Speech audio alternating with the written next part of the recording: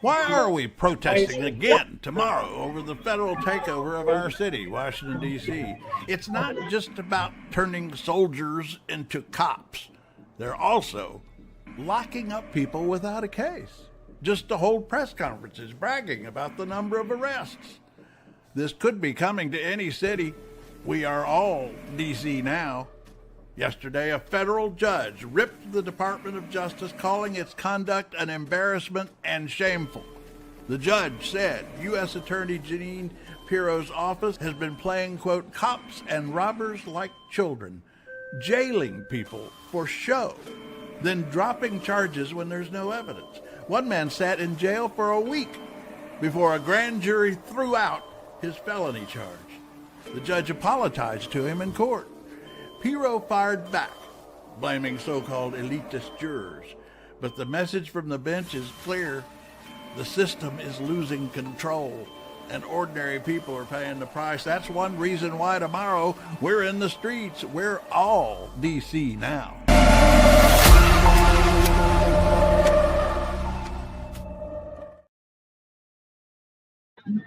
And here we are. This is it, the Free DC rally at Meridian Park. Locals call it Maximum X Park. It's Saturday, September 6th, noon. A little on the warmish side, 89 degrees or so. And I'm going to take a walk around here and show you some of the sights and sounds at this rally. Anybody wants to hop in and talk, go to the chat room link that's under the YouTube description, and we'll show you how to enter the studio, into the chat, and join us.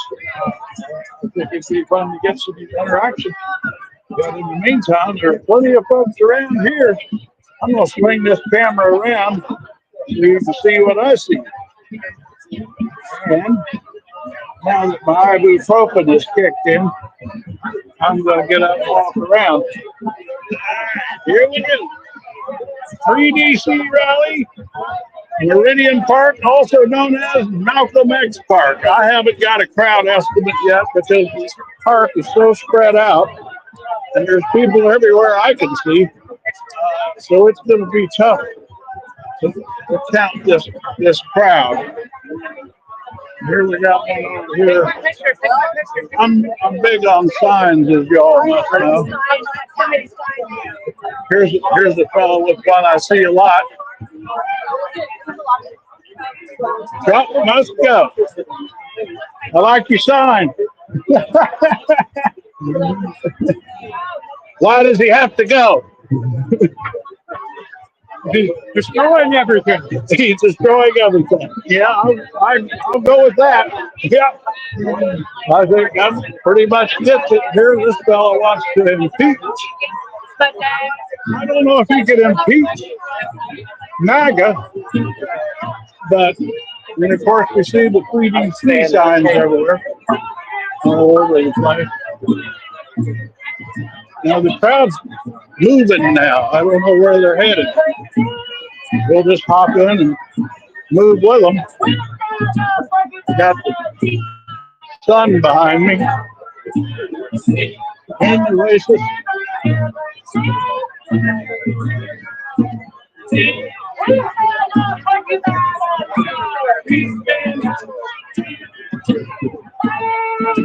We're walking somewhere. Everybody's walking. I don't know if we know where we're walking. Oh, there's a Free Palestine crowd here as well.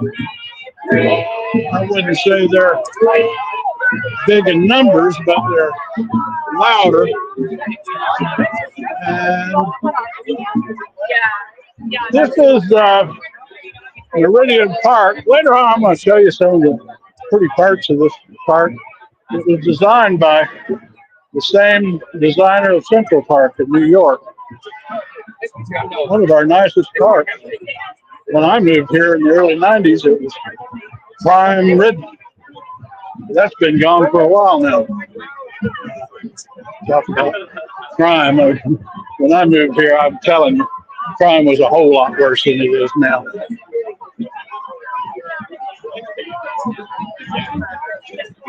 I never had chicken.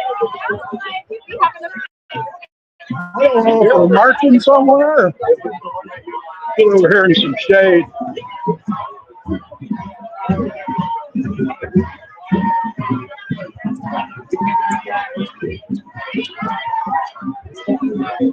Hold up the camera for a view. Get a little panorama here.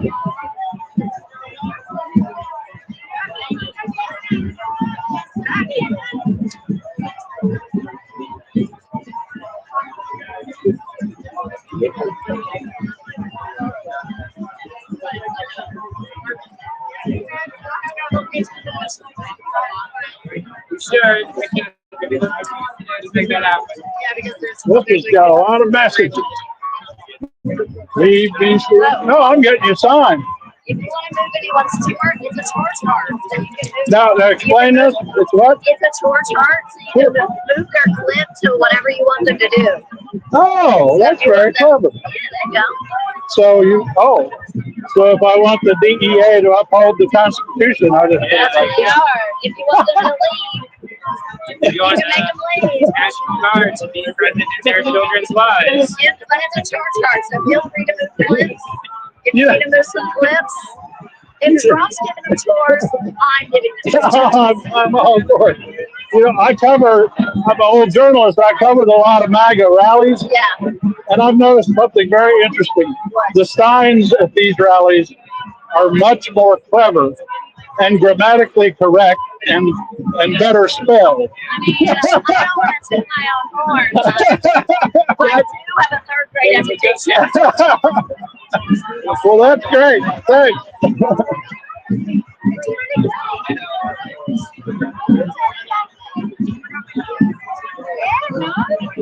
That's true.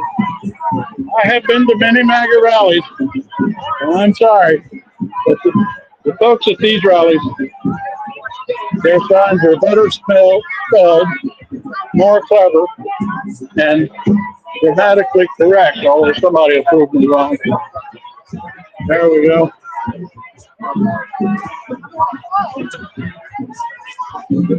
Yeah. I mean, you know, it's hard. Now that's the message. I agree with that. The crime is just it's just a joke. I mean, It's not that.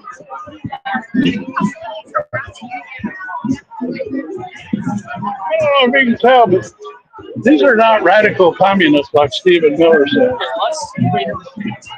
Not by a long shot.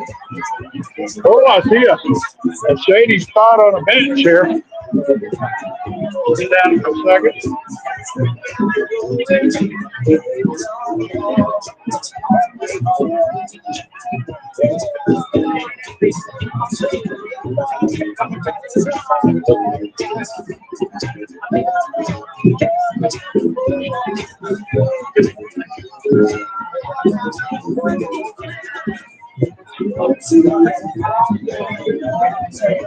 Got a little backgrounder here, a video clip.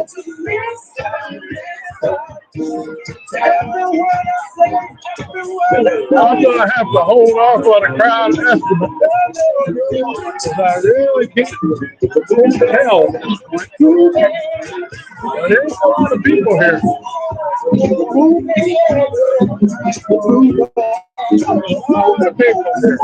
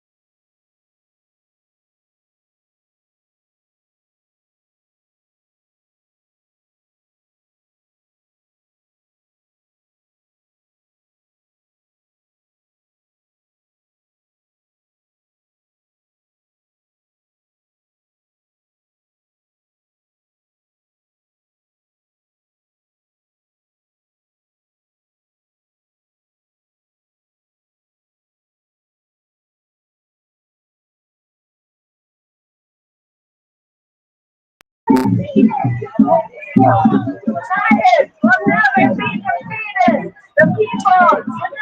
we are, 3DC Rally, Meridian Park, also known as Malcolm X.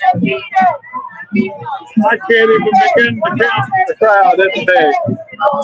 This park is very spread out, so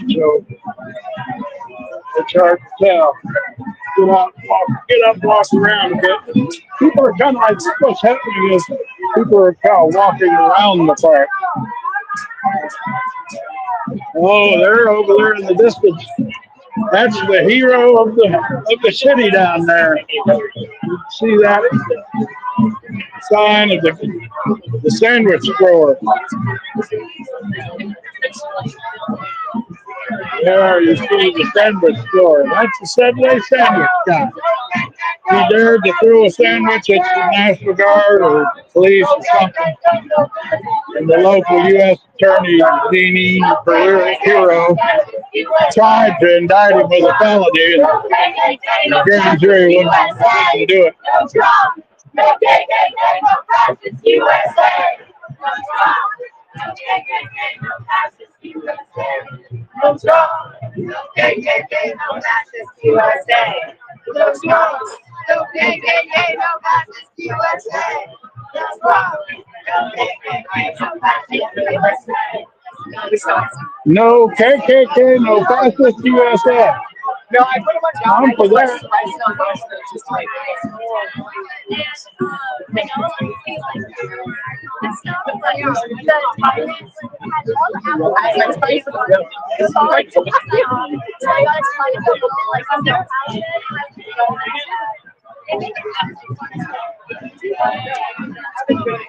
I did make a Get away from some of the louder folks. I'm facing John here. I have not found an end to this crowd.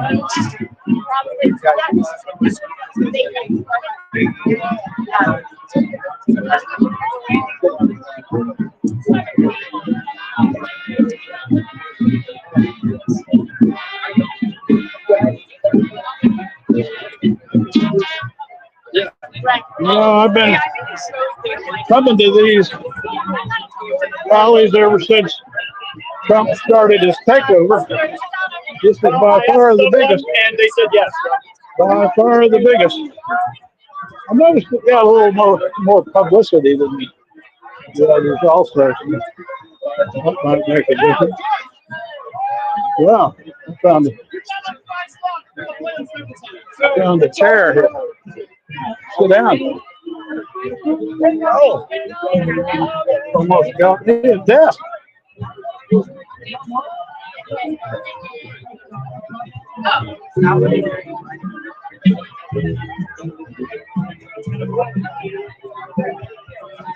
I just try and take it in the people and their signs.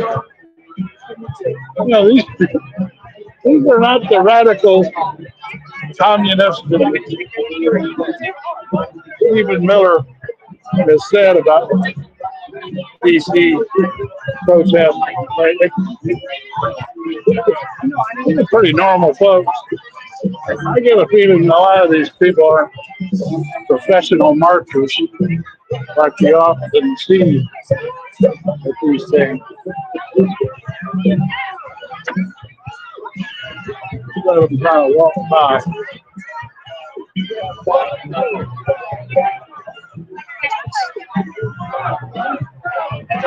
They're fixing their sign. You're ready to go.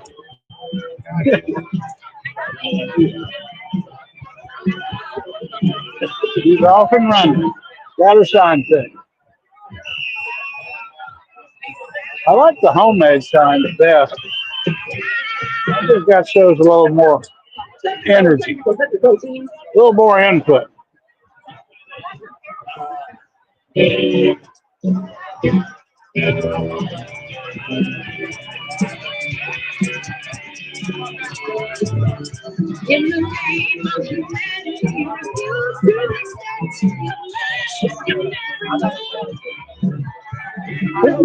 a big old park designed by the same architect that designed.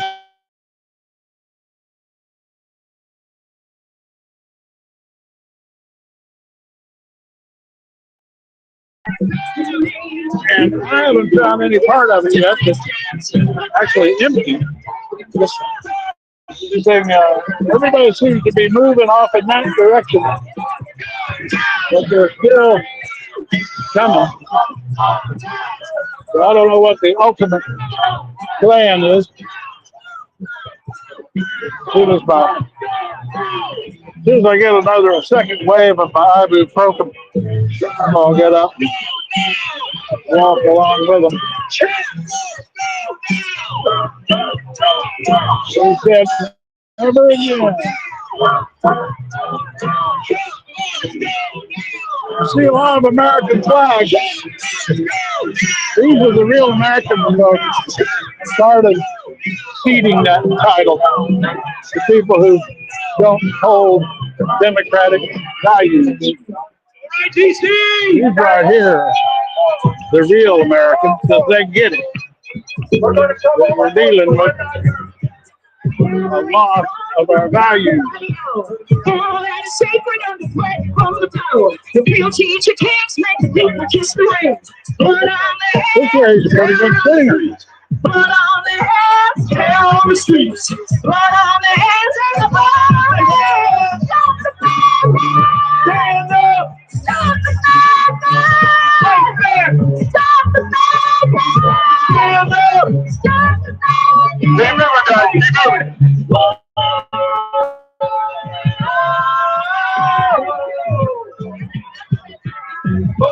Seems to be a lot of subgroups that form around different issues. We got the standard Free DC crowd. We got the anti-fascists, some Free Palestine, a lot of different issues. And racism, got the in the racism group. But they're all kind of tethered. Now, the crowd seems to be heading toward over here. I hear some police whistles. So we'll see what that's all about.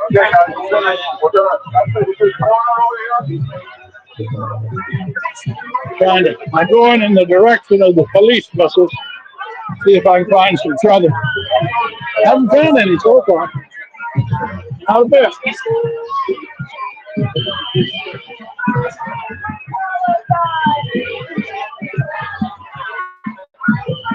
Now this is the Free Palestine contingent. They seem to be going somewhere in particular. There we go. Have you ever walked a protest before? Have you? I have too. And I've been coming to these DC protests for a few weeks now. This is by far the biggest. It's amazing. I can't even begin to count it. It's gotta be. I mean, because this is a big park. And I have, yeah. Well, that's the thing. Yeah. Do you think it's working? The alternative is nothing. Yeah. Well, thanks. I wouldn't be here if I didn't. I agree with it. People say this doesn't matter, but you know, a lot of it is. There's several things that happen at a protest. A little networking. You meet people. I've met a lot of my own neighbors I've seen in the past but haven't really talked to. And we've kind of gotten together and shared memes and so on. So you got your networking. Then you got the media coverage. I have a feeling the media will pay some attention to this one. Now, poor our mayor,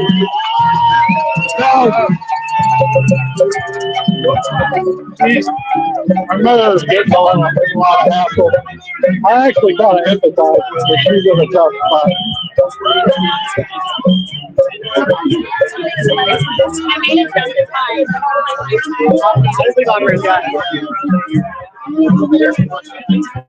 Here's the college stuff. Oh, a woman.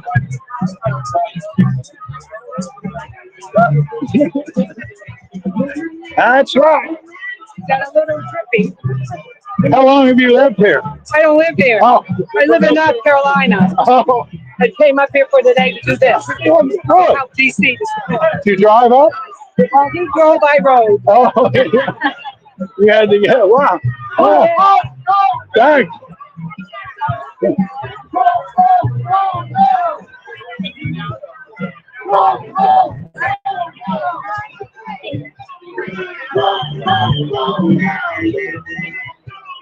I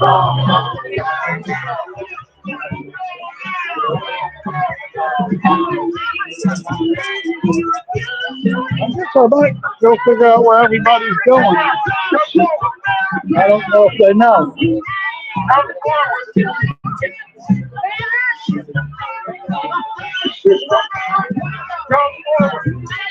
A lot of that word's precious.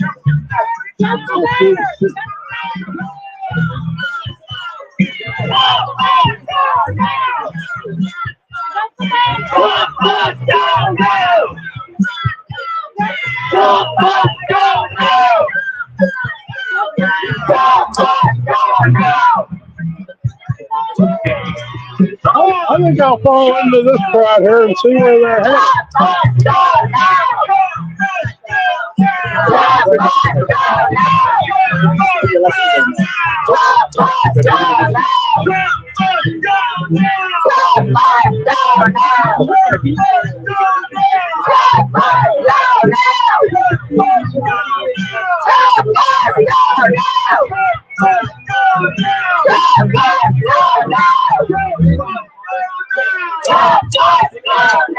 The protest organizers, they actually have some pretty good organizers keeping things almost orderly. You can do that on a protest. Let's see where this shit's going. Whoa!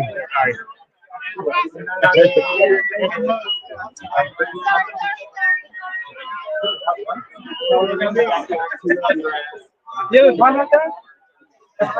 Good.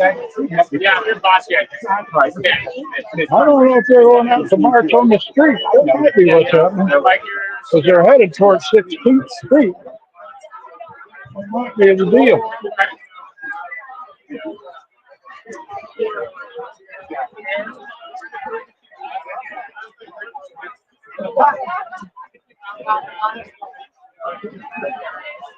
Anyway, a little bit of a recap now that we're half hour into this live stream. We're here at the official name is Meridian Park. Locals call it, I think it used to be called Malcolm X Park. I guess the anti-woke crowd got involved and changed the name to Meridian Park. And No, I really like her.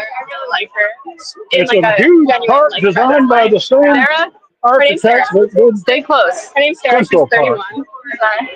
And 31. Okay, or 21. I can't tell you how many people are here because the park's so spread out. And people are trying to handrail here. I'm still open Nope, to it. I'm gonna get over here to the side. At the end. There we go. Yeah, apparently we're headed out to 16th Street. And 16th Street, you know, in the old days, turn of the century or so, 16th Street was intended to be like the main street of Washington, D.C. Swing the camera around so you can see what the crowd's doing. Right.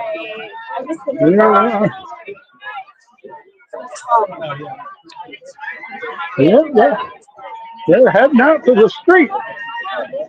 And it might be, this is going to, I believe this could be going to the White House.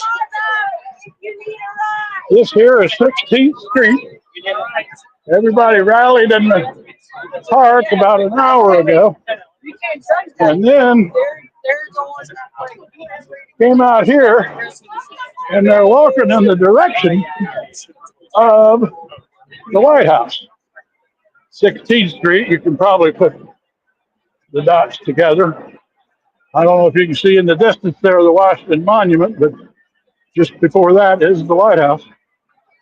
And 16th Street is not hard to figure out. That's what the 1600 and Pennsylvania Avenue comes from. So I'm sitting down on the curb here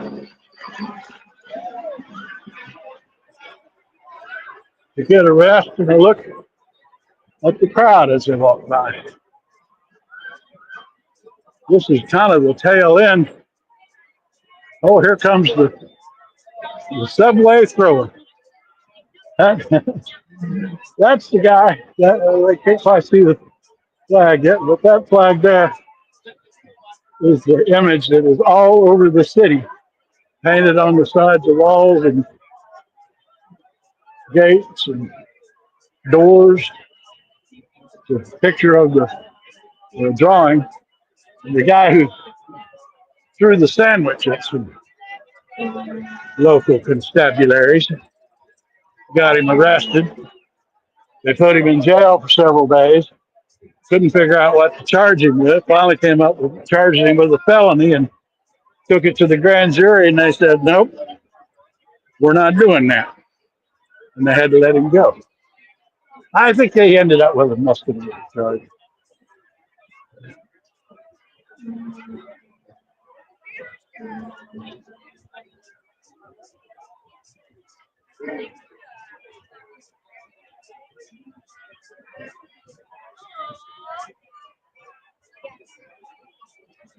Well, one thing about what they're doing is they're walking in the direction of the White House, which actually is where, on the way to where I live, back to Trail Mix headquarters, I might just join the walk.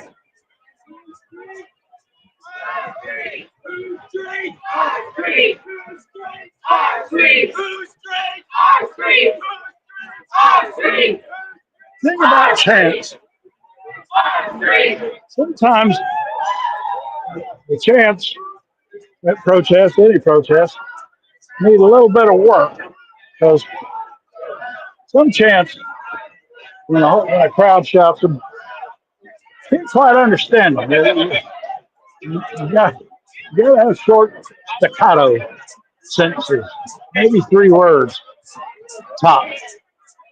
In some of these chants, I admire the enthusiasm, but I find it very difficult to hear them. I'm going to get up here from the street curb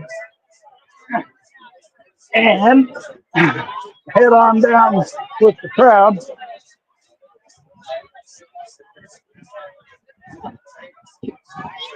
toward the White House. My house is about halfway to the White House, so I'm not going to go the whole distance. And here's a nice family outing. This group looks like maybe the grandparents and the little kids. We got the whole family.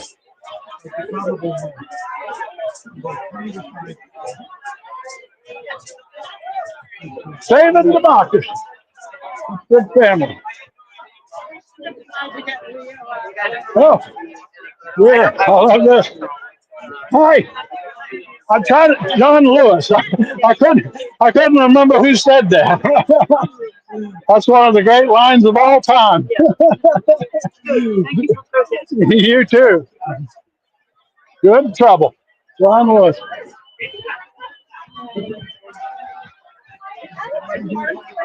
Some folks are a little shy. A lot of them are chatty. Up to a point. If you don't ask too many details. For some of these people are either federal workers or former federal workers, and probably aren't crazy about a camera in their face.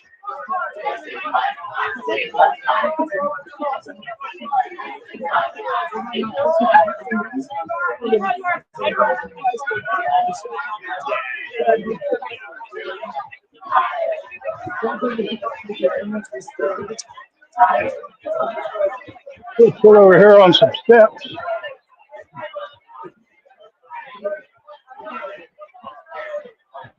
Hey, cool. Some steps over here. Let's sit for a second. See if we got any chatters. Oh. For those of you who tried to hop into chat, I haven't totally mastered the art of that yet. When I'm out here in the wild with my phone, handheld, juggling everything. Oh, that's the crowd out there walking toward the White House. Ooh, just took a little breather here. I'm going to get back at it.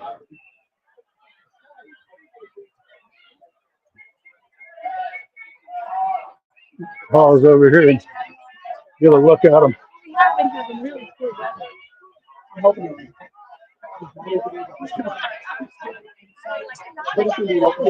Just kind of let the crowd and their signs speak for themselves here. I'm going to get a look at this, folks. Stephen Miller, Trump's architect of kids in cages in his first term, and the mass deportations in this term, was supposedly the architect of this DC takeover. And he called these people communists and elderly hippies, the protesters. I don't think so. Well, the elderly hippies out there, so. Hey! And I'm at the tail end of the crowd now, and I'm looking down 16th Street. I don't see the end of it. I think this crowd is into the several thousands. I can see all the way down 16th Street, almost to the White House. And I do not see the end of it.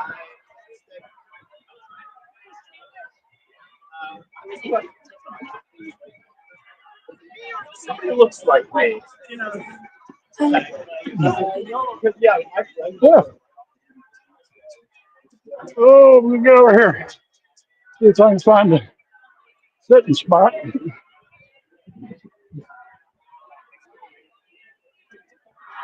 Oh.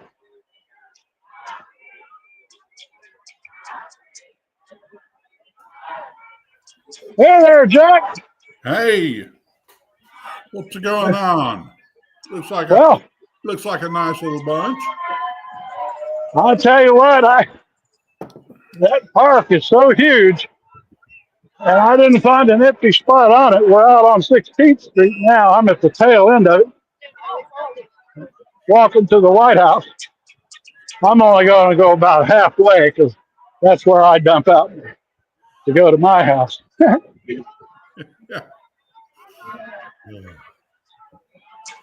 Well, I talked to some people. There are a lot of great signs of all the protests I've been to.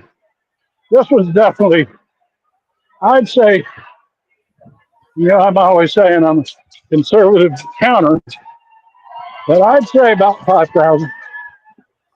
Yeah. Well, now this one started in over in the black neighborhood, didn't it? No, that may be because the Malcolm X Park name might have thrown you off. Okay. I'll have to say, there was a time that would probably be the case that it was a black neighborhood. It's Now they changed the name to Meridian Park, and it got gentrified. Yeah. But this, oh, I see a certain spot up here. Ah, switch from. So that's Whoop, whoop.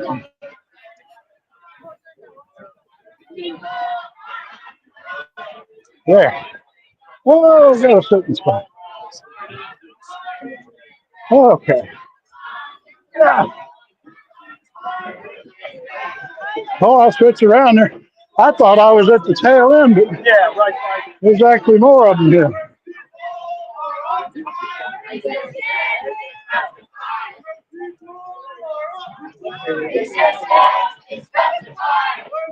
Yeah, I'm opposite the bar, just south of Crescent Street. See, that doesn't look like a bunch of radical communists to me. well, you know. They're getting to which is what Stephen Miller called them. It's a bunch of liberal yuppies. That's kind of, if I had to nail it, liberal yuppies and liberal old hippies. Yeah. I'm somewhere in between, although I think that's being generous.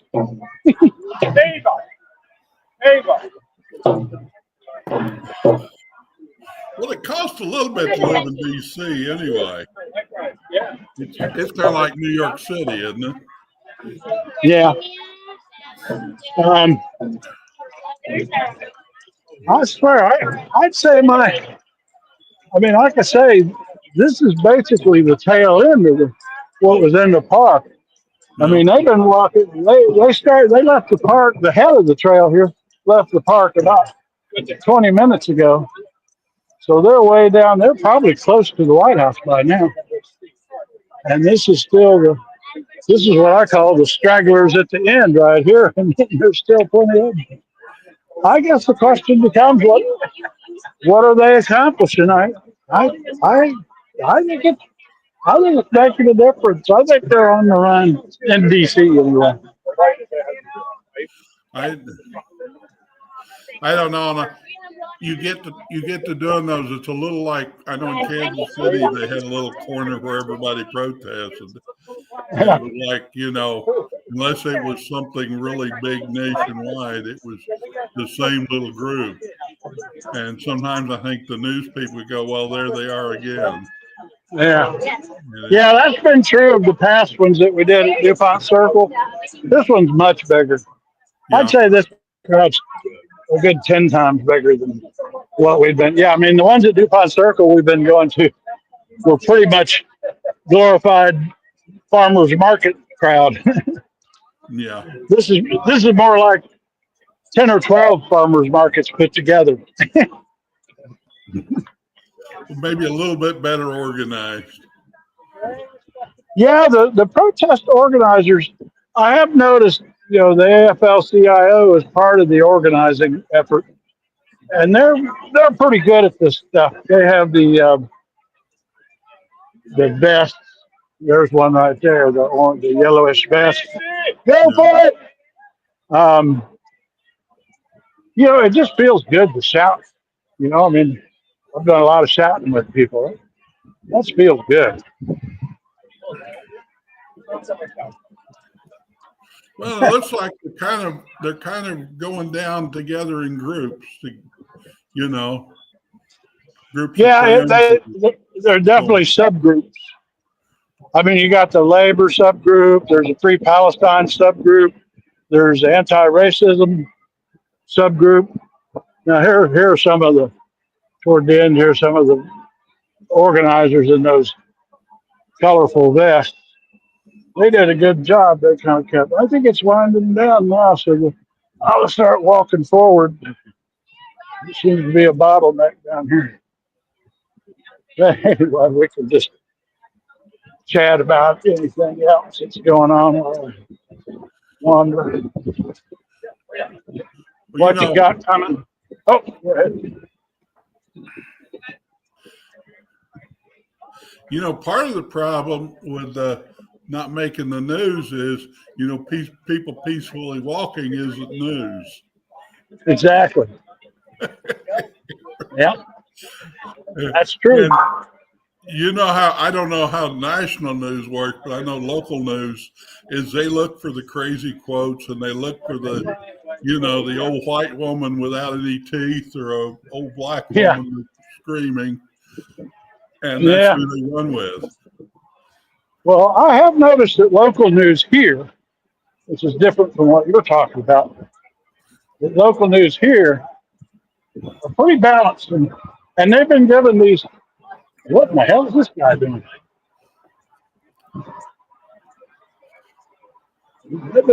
He's got trying to get a vantage point for his camera. I'm not that dedicated to my camera work. This wall right here is interesting. You see this wall? Yeah. Right here. Can't remember the name, but the woman, this used to be a wall around the biggest mansion in Washington, built by a woman in I think around turn of the century, who actually built the park across the street that we were in. And she had this dream that was fulfilled for a while of 16th Street here being the main street of Washington, all the way down to the White House. So along this street were some of the biggest mansions of the day. And she built this gigantic wall around her house. And then it was torn down, and now it's a very nice condo building. That's where it goes. Her husband was. But they kept the wall. Yeah. Amazing wall. I have literally detoured now from the Now, I don't know about that. I know when we were dealing with trying to they were tearing down that school in our neighborhood. They were just going to bulldoze everything down, and it had been leveled and had walls like 4 or 5 foot walls all the way around the lower part. Oh, yeah. And we got them to keep the walls, and we got them to keep the stairs approach that came from the street up to the level of the building. Oh, yeah. Kind of, it was to kind of keep a little bit of the school there. See, there you can see the condo. They're more like townhouses than condo that they built behind that wall, and that's where she had one gigantic mansion where those townhouses are right there. Well, those are some walls. She wanted to make sure she kept the riffraff out, didn't she? Absolutely. Now that right up to the sidewalk. That was what I noticed. Yeah. Yes. So now that the crowd has moved on toward the White House, I'll come over here to the rest of the park. This is Meridian Park. Beautiful place. Here's that bad grass that Trump says he's going to replace, which I wouldn't mind. That'd be nice. That's the thing, as we get more, automated, things get more automated and there's less work. There's still a lot that needs to be done in this world. Yeah. Of course, that means that people like Elon Musk need to pay their taxes. Yeah. Pay back what they owe. But yeah, because trying to get over to where the water is. Yeah. Well, I've had a lot of discussions with neighbors who are real upset with our mayor for kowtowing to Trump, but I kind of see it differently. I mean, first of all, she doesn't have the leverage that other mayors do with the federal government. Actually does kind of own the city. But she's also playing him like the drunk uncle that controls all the family money. Yeah. And She's in a tight spot. yeah, and there's a long view of where I was headed there. That's the kind of the main part of this park now called Meridian.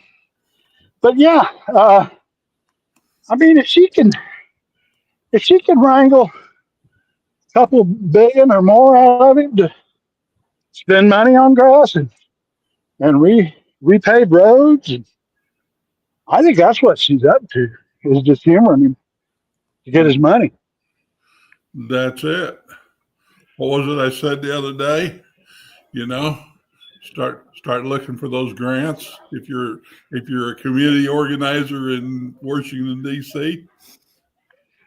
Yeah, If he wants to beautify it, there is money to be had to fix your neighborhood up. And you gotta put the secret to writing a good grant is to figure out what they want to fund and write it up in such a way that you can get what you want and they can think they got what they want. and give them all the credit. That's it. Lots of hey, and take pictures of old people and little kids. Yeah. Well, I do think that's what our mayor, Mural Browser.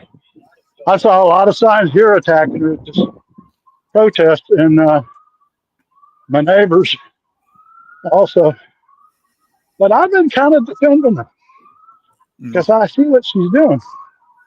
And I think it's smart because she can't stop him anyway.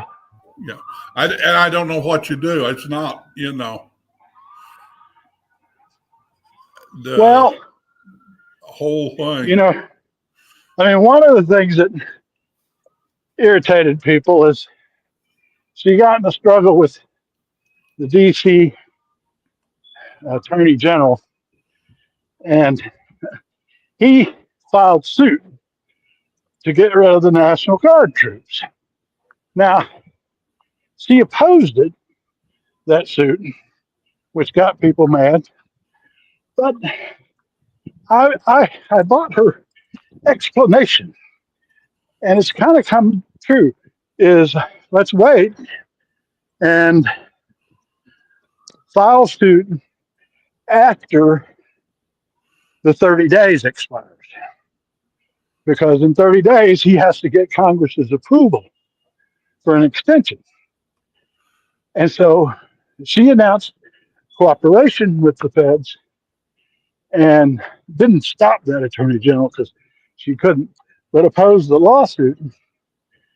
And that got friendly words from Speaker Johnson, who's now holding off on even putting an extension to a vote. Yeah. So we're real close to the point where Trump may not be able to get an extension because Mayor Bowser played this so cleverly, and he has to remove the National Guard. That's where she's headed. And what that basically tells you is that whole thing is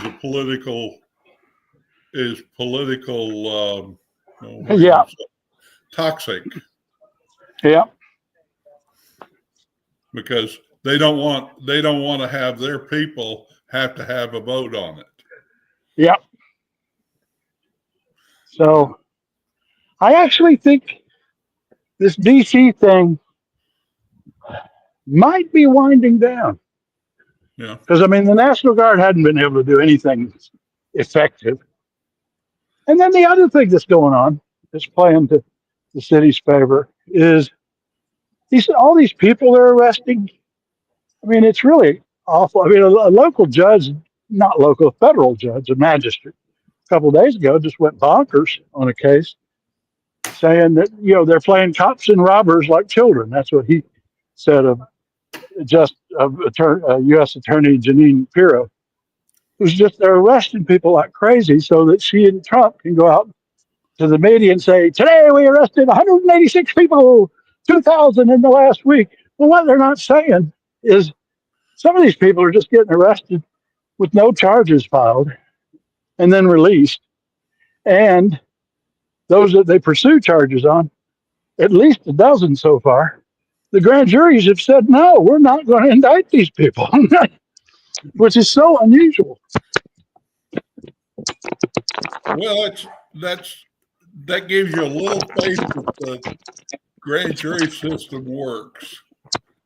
Yeah. Because it's basically not to determine whether anybody's guilty or innocent, it's to stop the stupid stuff. Right. I mean, and it turns out there are circumstances where a grand jury will do that.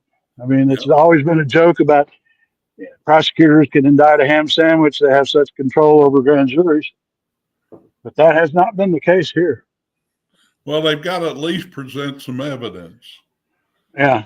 And it's such a low standard. All they have to show is probable cause to get a grand jury. You know, they don't have to show, it's not the standard of proof for a trial jury. So that's what makes it even more amazing that juries are shutting them down. But, well, there's two things I think about a grand jury that is that one, they kind of set community norms too. You know, that there will be a grand jury will go, well, yeah, he might be guilty, but we don't think we ought to prosecute him. Yeah. You know. And the trouble Trump's DOJ and Janine Pirro have as she's the the Fox pundit turned U.S. attorney here. The problem they got with standard community norms is these grand juries in D.C.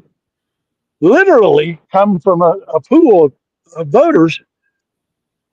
Trump only got 4%. He lost this district 96-4 in the last election. From a pool of voters that probably are about 10 IQ points smarter than the attorney general.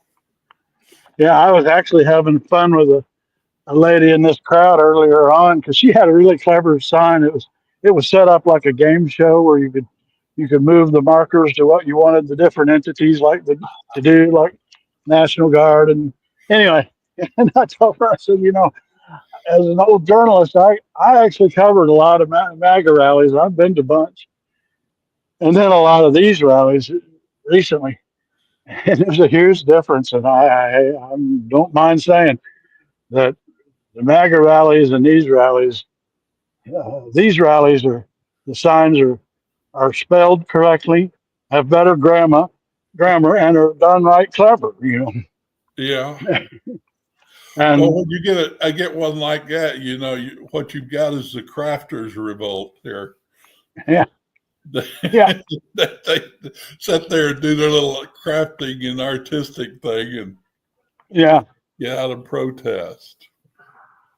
Yeah, and the other thing I noticed about these crowds compared to MAGA is, MAGA has a fair number of homemade signs at their rallies, but a lot more here. I see some of the union AFL put out a Trump must go sign that was manufactured that I saw plenty of. But I saw an awful lot of homemade signs, which whenever I cover rallies on either side, I always pay attention to that. I think that's significant, is how many people go to the trouble of making their own signs. Well, that shows a bit of commitment. And that's, I know with the Republican stuff, it's like with the election, what's the guy, the billionaire out here in Kansas that I think he did. The Koch brothers. Oh yeah. They were just, 2 or 3 times a week, I was getting a mailer for the little state office thing. And well, they were behind the Tea Party. That was their money. I'm not saying the Tea Party was manufactured. It was generic, but they were the money behind cranking up the Tea Party back in the Obama years. But they're out here in the the little state offices, our legislature. just Oh, funding things like crazy here in Springfield. It huh. was, I was getting 2 or 3 a week there and during the election from them for the local state person. He Huh. didn't win, but I think that's more because, you get in these little local politics and being able to go up and talk to a person is more important than sending some slick piece of advertising.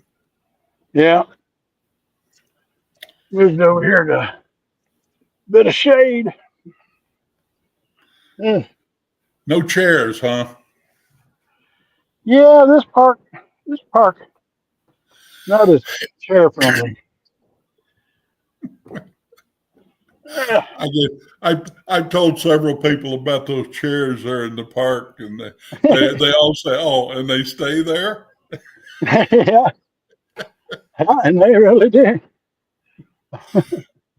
Uh, on that, I was telling my sister and my niece about getting banned on TikTok, Oh, okay. and they just kind of look at me and say, "Well, what in the world are you doing?" Because I think TikTok out in this world is viewed as almost an anything goes place. Yeah, it's not. Boy, I have learned. I mean, I now have a list of trigger words, Yeah, and on for both YouTube and TikTok. Now, the TikTok list is much longer, and what I mean by trigger words is, the way they work is their algorithm. I call them robots. It's all they're programmed. They're not humans. They read the transcript of a video, look at some of the images, and if it triggers anything, it just automatically. Now, I haven't, I overuse the word banned, but what they do is they just don't show it to the TikTok audience. And if they don't show it to people, then you don't get views. And unless you drive them, and I don't really drive anybody to TikTok.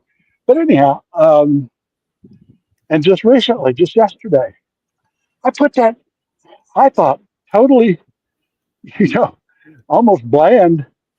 But I've been doing this series of history videos I call Echoes of America. And yesterday was the anniversary of the First Continental Congress. yeah, And and TikTok, I got a message from TikTok that they had restricted access to that video. And they never tell you why, you just have to guess. And I think it's because I referred to the Tea Party protest, which was the instigation for the First Continental Congress.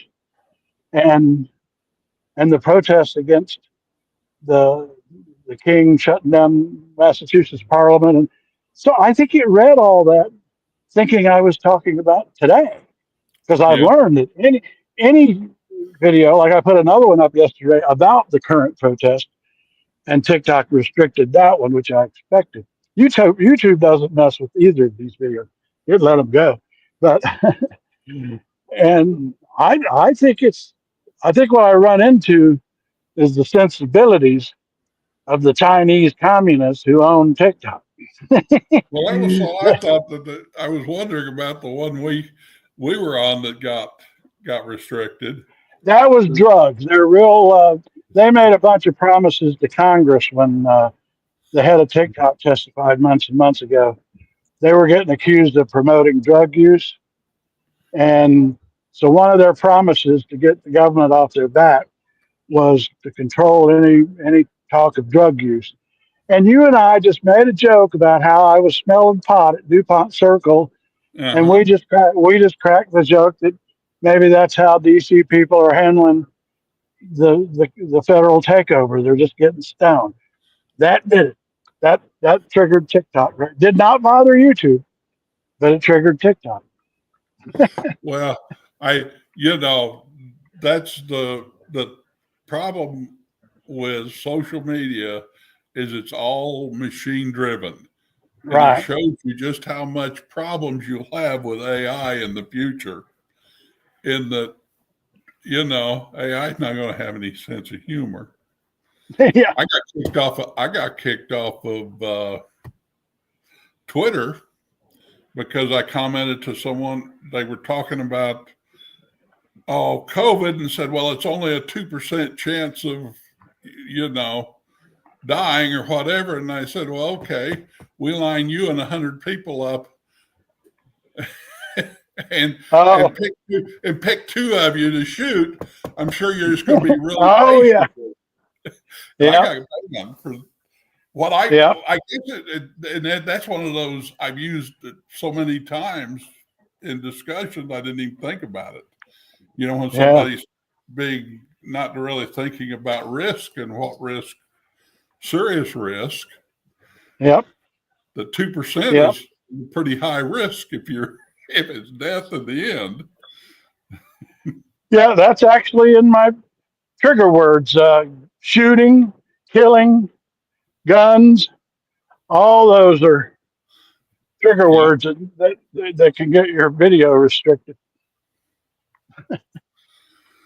But they'll show me people with their machine guns going. Yeah, I mean, and they let TikTok, they let these kids get naked on there and don't say a word. I mean, people who are obviously underage. I think, I don't know. Yeah. That doesn't seem to bother them. I don't know. It's it was the other day. I was looking something up on videos and viewed a video on using DuckDuckGo, which blocks all the gives you privacy Yeah. searches, and the YouTube video recommendations on DuckDuckGo were just absolutely weird. It was like 90% religious, right-wing religious videos. I saw you. How many Billy Graham clips? Yeah, I saw you mention that, and I thought that was really interesting because, as I understood what you said, is you went in there and so YouTube was blind as to who you were or your history or any of your past searches or anything like that. You were just a blank slate. Yeah. Right? Yes. So what you're saying is that when they get a blank slate, the first thing they test to see what interests you, that's what they're doing. That's what that robot's doing. The first thing they try is what is the kind of religious videos you're talking about. That's very interesting. Yeah, I had, they don't show up in my regular one. Yeah, because it knows your history. Your regular one, it knows all the videos you've been watching and what you're interested in. And I gather you haven't been watching a lot of right-wing religious videos. No, I haven't. I haven't even been watching very many left-wing religious videos. So, what I suspect will happen is once you don't click those videos that it's showing to you because you're a blank slate at first, then eventually, fairly soon probably, it'll figure out you're not interested and start trying other stuff. And then as you click something and watch it, it'll start building a library of what and you'll get eventually get back to what you had before. But that's interesting that their first experiment is with it those didn't even videos. relate none of their videos related at all to the one video I had watched that they knew. It was weird. But that's I think we get to relying so much on some of this stuff and on social media. And what I've noticed doing my family research is like Ancestry.com has a setup that basically feeds you just like YouTube does. And it will go in there and it will promote bad research just as equally as it will promote good research. Huh. And so people that aren't really careful with their research will end up getting things all wrong. Yeah. And it kind of irritates me because I'm saying, well, this is pretty simple to find. Why don't you fix this? Yeah. But Well, we could keep talking. I'm gonna head up. I'm gonna start heading back home now and walk down 16th Street's kind of interesting to look at. I keep thinking now that the weather's gonna get nice, I should do some little walkabout travel videos for DC. yeah. Well, looks like a pretty nice walkable place. Oh yeah. I mean, it's, I don't know. I grew up in the suburbs where you had to drive everywhere. Yeah. And I got used to it. When I first moved here, I thought, I gotta walk there? I gotta walk 2 blocks? What? And then once I got used to it, I realized it's kind of nice. Well, if you've got a nice neighborhood, Sherry and I used to go, we would, on a Sunday, we'd go have breakfast at a restaurant that was in Midtown. And we would go walk in the nicer neighborhoods and take our dogs along and look at the gardens and the yards and what people were doing. Yeah. And it felt like well, compared to our neighborhood, it definitely felt safe. That was, no pit bulls running loose or anything. This is the old Roosevelt. I don't know much of its history. That's why I really wouldn't be so great at doing walking tours. This building here, it was back to the turn of the century, maybe 23rd. I don't know why it was named for Roosevelt, but it's a very high-end luxury condo building today. And then across the street, at this point, you start seeing some embassies. There's one over there. I don't know which country. It's sad because I'll walk around Embassy Row, which is what we're entering into, that neighborhood. And I keep seeing countries and I think, I never heard of that one. Well, the problem is it's a little like Myanmar. Is I sit there and go, okay, I hear about. I said, well, what were they anyway? They used to be something. Oh, right. And the one in Africa, that was Zaire, and I don't know what it is now. It's changed its name about 3 different times. Every time I think every time they get a new dictator. Yeah. Well, in my block, actually, just behind, we got an alley right behind our house. And in that alley, 2 doors down, is an embassy for the Congo Republic. Yeah. Or Republic of Congo. There's 2 Congos. And unfortunately, it's not an embassy. It's one of their associated buildings. I don't. But unfortunately, the one in our neighborhood is the genociders, which you really don't want in your neighborhood.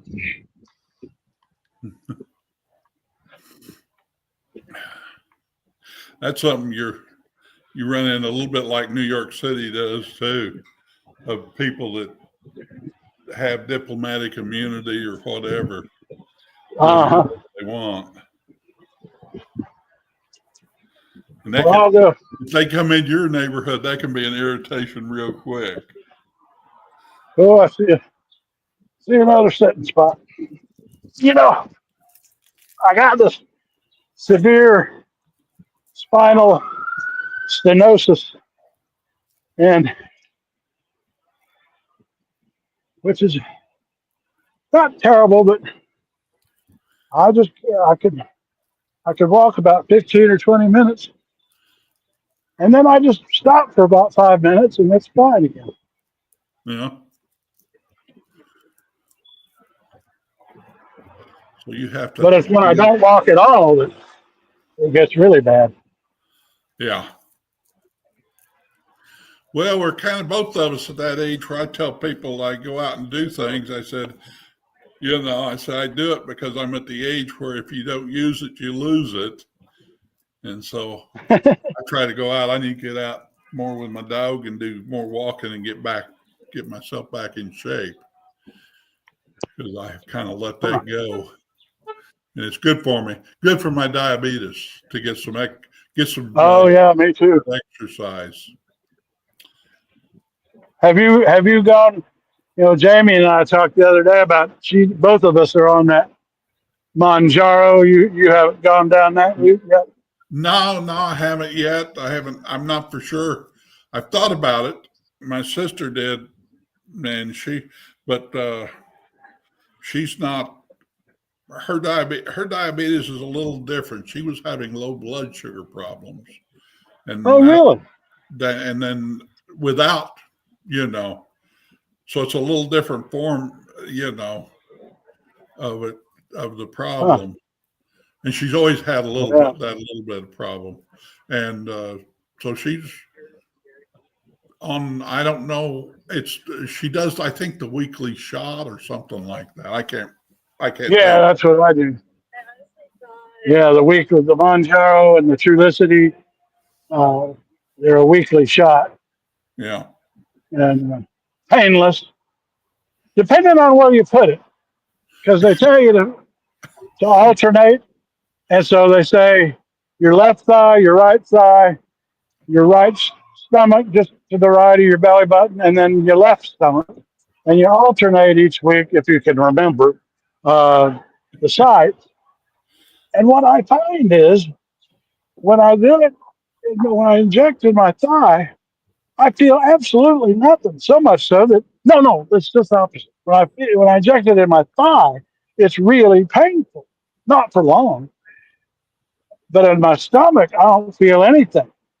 Yeah. So I was telling my doctor, he says, it's because you got all that fat on your stomach. Yeah, that's why you're not feeling it. Well, I think that may be you inject into the fat. Well, I find since I'm on, I inject myself 4 or 5 times a day, there are times it is extremely painful.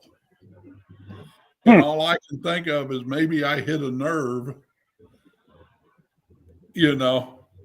because I can move it and then I won't feel anything at all. And there's most of the time I don't feel anything, but there's times it hurts. But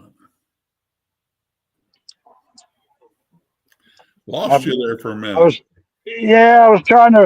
I saw Jamie here and I was trying to bring her in. Oh, she got her avatar. Yeah, I got my little avatar up. Oh, that's so cool. Where'd you get that? Huh? Where'd you get that avatar? Oh, when I was trying to set up AI, fooling around with it, I went out and made her, got a picture of myself and when I was in my mid-30s, and that's what she became. I was wondering if that was actually you. I thought it might be.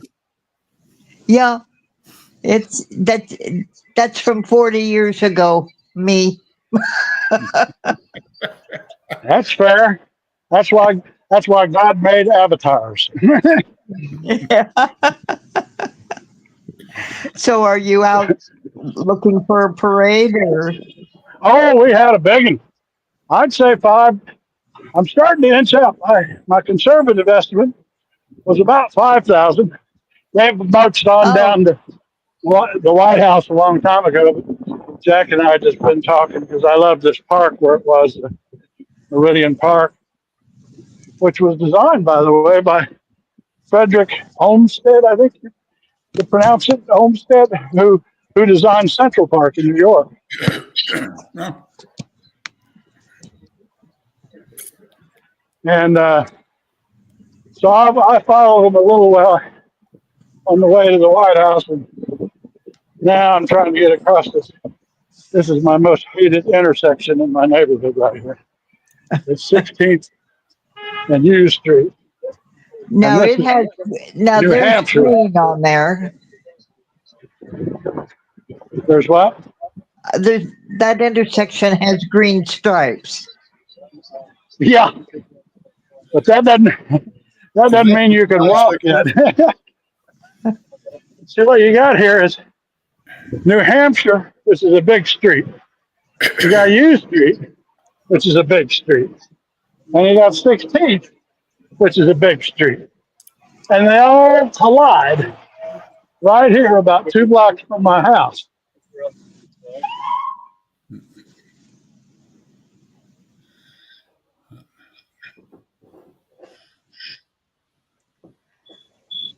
So how are you today, Jack? Oh, pretty good. I'm just messing around, trying to drag a bit. I haven't done it this week, so got an echo coming in with my voice.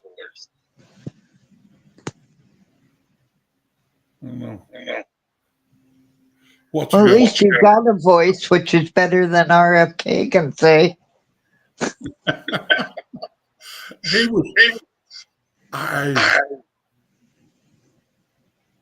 was such a clown there.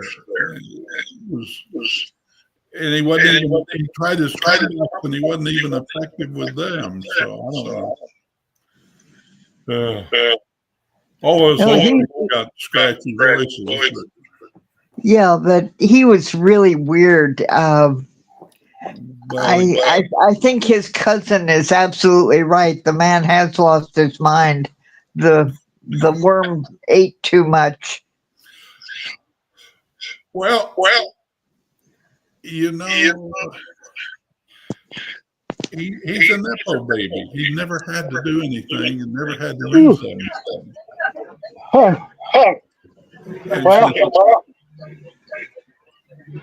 And since he's, you know, a Kennedy, everybody would treat him with respect.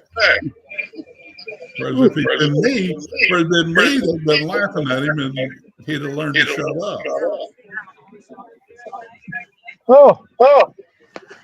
Y'all worry about? I never looked into it. What's the story with all of his brothers and sisters? Because he was the tail end. How did they do? I know he was a druggie, but what about all the others in that family?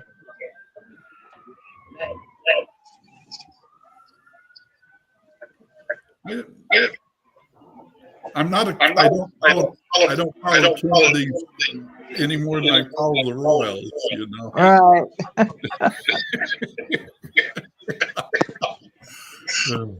But now I know, like, what is it? JFK Jr. was fairly. Well, he was successful, yeah, but he had a different mother. That's true. Yeah. Sometimes genetics will tell. Yeah.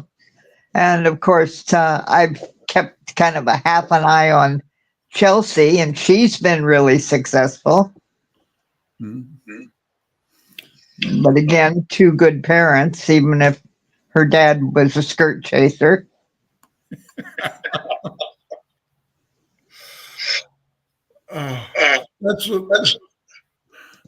That's a little goes back to the Epstein thing. You know, when you take that list, you know it's got to include almost every politician in New York City. Yeah, but Bill always liked his all grown up. Yeah, that's true. Yeah. But you know, even his one weird foray was already like on her third love affair and in her 20s. Did y'all? I just heard Did y'all just use my? I just heard my trigger word. Epstein.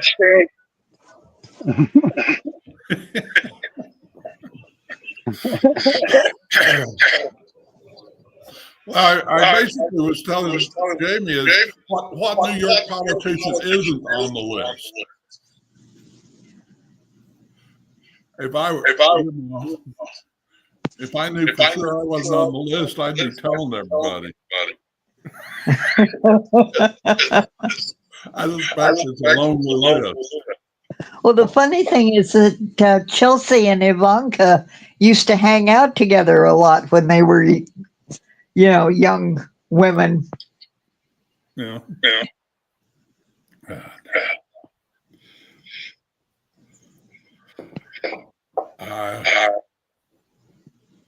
Hey, that's a world that I never have been part of.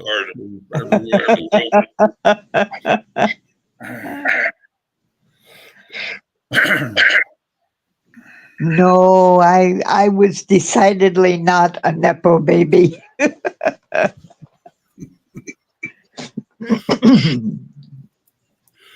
Well, you know, So I did collect parents. I had a lot of those.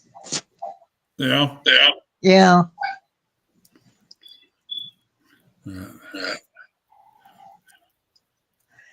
Yeah, my dad was my mom's third husband, and she was 26 when they got married.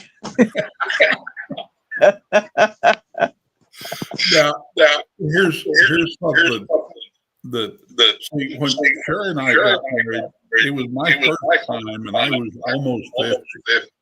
I had never run across anybody I wanted to settle down with, and I found out doing this family research.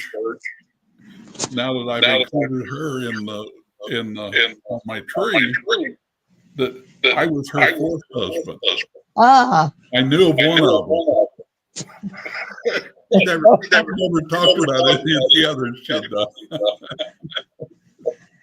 Yeah, Mom went on to acquire 2 more, and Dad racked up 2 more. So.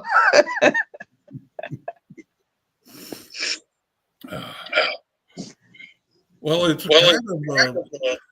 I think it's kind of interesting. My grandmother's sister, which nobody ever talked about, I'm starting to learn that she had a big old messy divorce back in the 20s when you didn't do that kind of thing. Oh my, yes. And I guess she had a husband who beat on her and things like that. So they. But yeah, I was. Yeah, it was still fairly unusual in the 50s when my parents were doing it. Yeah. Well, both of my parents were divorced. Uh-huh. They had probably late 40s. Mm-hmm. When Mom's first husband came back from the war, they just couldn't get along, and she never talked much about it. And then I think my dad didn't get along with anybody. So my older sister was telling me about a trip back from California where they basically fought all the way. So. Well, I did it once for 10 years and decided that I wasn't very good at it, so stopped doing it. Yeah. It's a lot of work. Yeah, it is. That was being almost 50 for my first time. I had a lot of work to do. And now I'm just, people say, well, are you going to get somebody, find somebody or something? I'm not for sure I want to put the work in.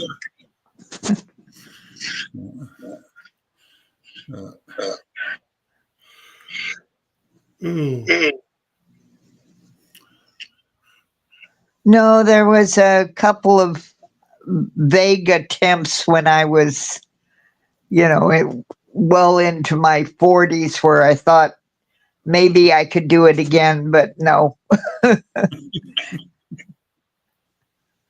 Well, you had one boy, or do you have two kids? I have two. Two? Yeah, I have a boy and a girl, and then they both have two each. And then one of her girls has none, and the other girl is baby crazy. She has 7. Oh boy. She makes up for everybody else. Yeah. Yeah, they're loaning her kids so that she doesn't exceed the population requirement. Well, my little sister, she has 3 kids, and they're all almost in their 30s, and she's about giving up on grandkids. Well, one girl's a lesbian, and the oldest one said, "No, I'm not going to have kids." Well, my son's now ex-wife came equipped with one, so I still count him among the grandkids because I still see him a lot. And then they had one together, and that's the one that I live with, my son and the young grandson. Yeah. And then the boy from his marriage has one, and then one adopted. So he has 2. That's that side of everything. But I was reading today that you liberals are not having kids enough to keep up the liberal tradition. I saw that, and of course all of the wacko side of the conservatives are into this full quiver business, but apparently all white kids. Why some of these cities here in Missouri, basically, the Amish have taken over. You know, they have big families in these rural areas, and they keep buying land, and they're everywhere. Because I know when I was a kid, they weren't around. They started moving from Pennsylvania here into the Ozarks. And there's share the road with buggy signs everywhere here. I never could understand women who, if they've had 2 children and birth control was available, they didn't stop. Well, 2's about it. I don't know. My sister, just younger than me, has 5 kids. And my brother-in-law said, well, what they like is they like the babies.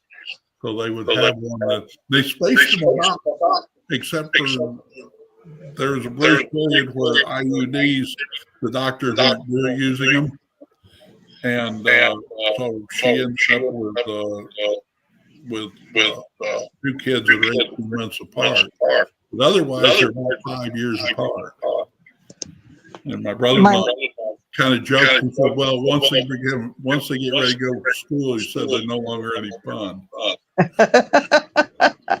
My grandmother got married in 1900 and proceeded to have children every 2 years from 1901 to 1922. Yeah.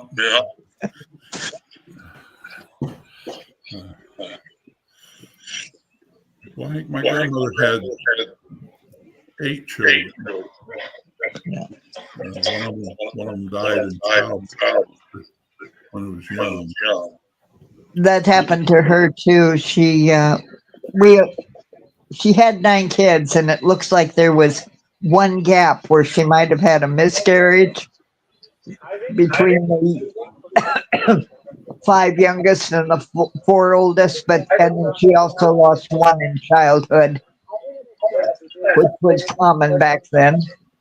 Yeah. Speaking of childhood diseases. I have one of my ancestors. She was in about 1870, and she lost 3 children in 1 year. They were adults. Here's the thing: her boy was, which is my great grandfather, was in his 20s. She lost a girl that was 18 and one that was 12. And that was a rough year. Yeah, my grandmother on my dad's side had 13 children, and 9 lived to adulthood. So, you know, when I see them going on about vaccines, I go I go ballistic on the subject. Well, we are old enough we can actually remember polio. Yeah. Well, I was telling Craig the other day, you weren't on, my stepsister died from polio. Yeah. So I really get up in arms on the subject, because I can remember the epidemics and how panicked parents were to even have their children associate. Yeah. Well, not like we were in the country, so it didn't for much, but you know, the news was there, and my parents and aunts and uncles would be talking about it. And of course, when you're little, those things sound really scary.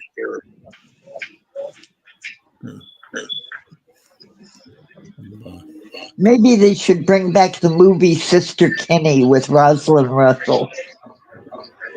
Yeah. Do you remember the movie about Sister Kenny's life? And it starred Rosalind Russell. All about. Oh, Sister Kenny was originally from Australia, and because she didn't really know anything about polio at the time when it hit there, she was in the outback. She went on her own instincts about keeping the muscles going and everything. And she was very much a pioneer in the treatment of paralysis. And there's still hospitals. Well, there were hospitals named after her. I don't know if here in the U.S. when she came here, but it was all about how to keep the kids alive if they contracted polio that she came up with.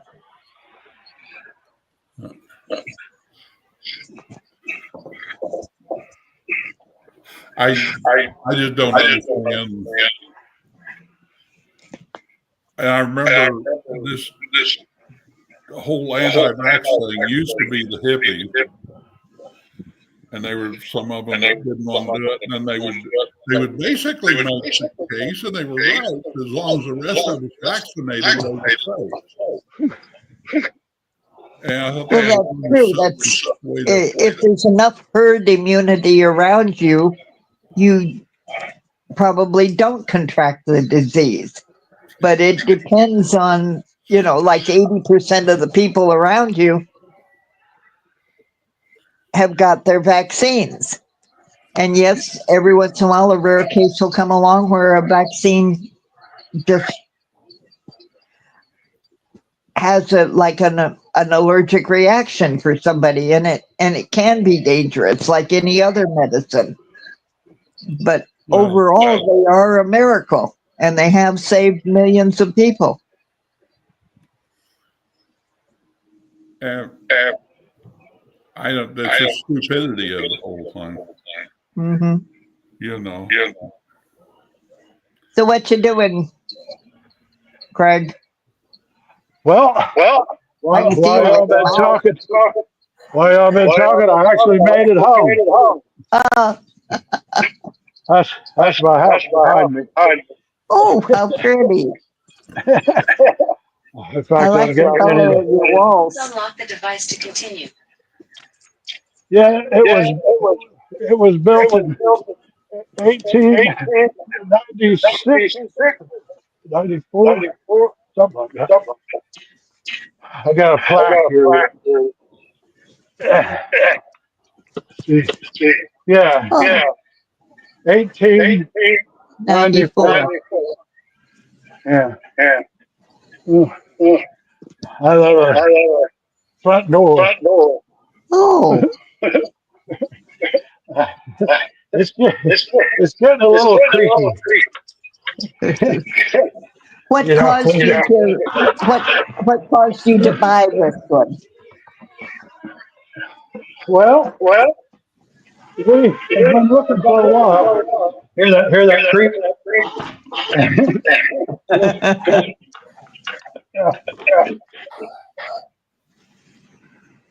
I'm getting some severe echo here.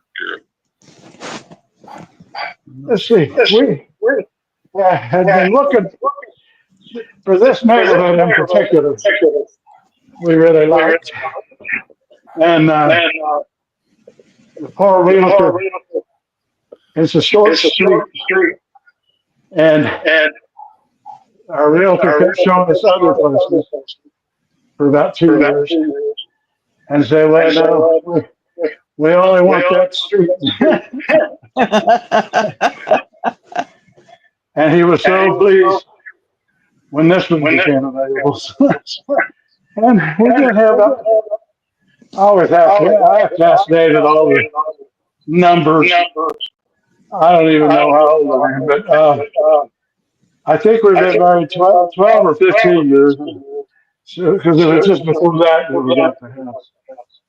I think. I might have the timeline. But y'all had a nice chat while I struggled to get here.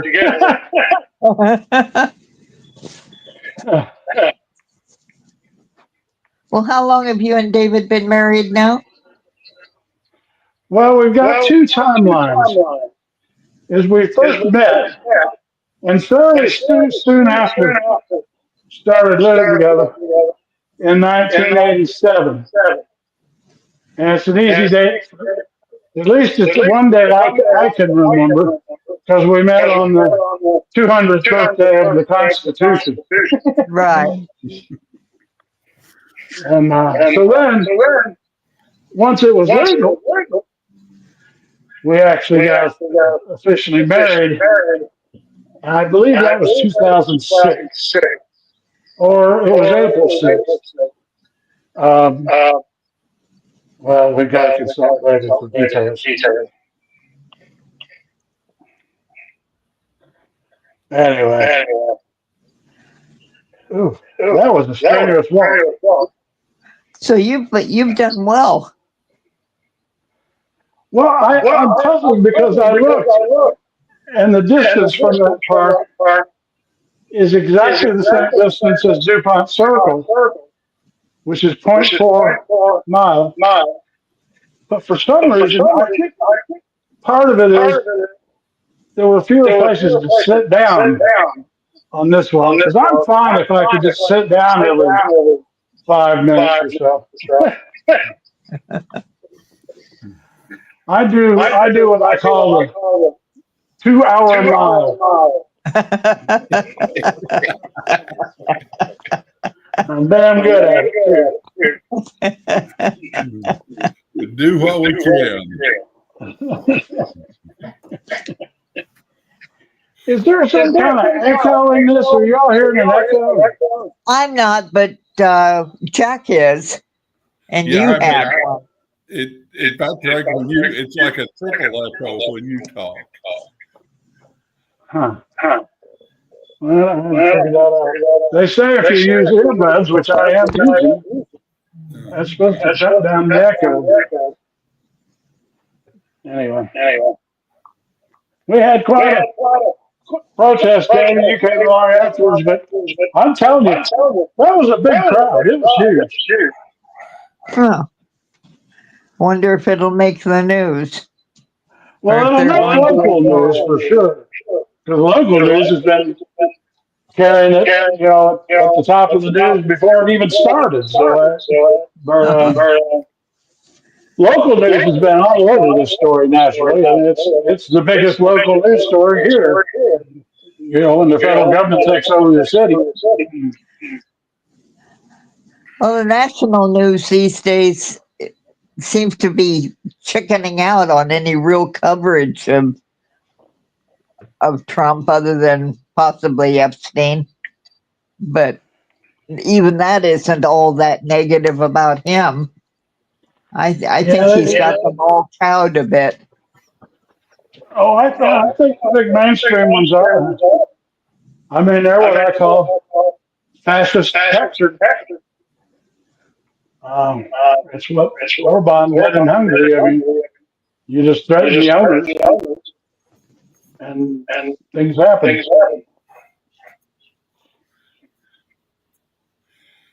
Well, I was reading yesterday about CBS being taken over by one of the old right-wing California. Oh yeah, Ellison.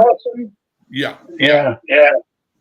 His father's a big time billionaire, and so is he, I guess. Right wing. Which I find more than a little worrisome because Paramount is where most of the entertainment shows I watch because I don't like reality shows and Paramount's the one with the dramas. Well, there's a reason Colbert got fired. Paramount wanted him out before they bought the company. Yeah. And the interesting thing is, and I think the South Park creators are just testing the waters, but Paramount owns South Park too, and Comedy Central. So, I don't know how that's going to end up.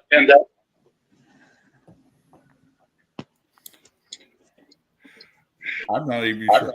Things are so spread out. You know, I don't watch TV because I can barely get broadcast TV here in town because they moved all their antennas out into the country so they could, get the rural people could get broadcast TV. And they assume the rest of us would be on cable. And so it's about 30 miles out, and I don't know whether it's the bricks in my house or what, but I can get only a couple of stations. So I watch. Luckily you can get so much on the web now. Yeah, I'm virtually all streaming. Yeah. But we're streaming right now.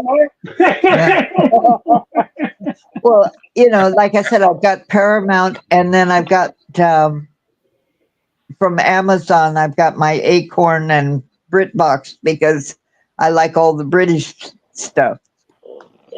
Oh yeah.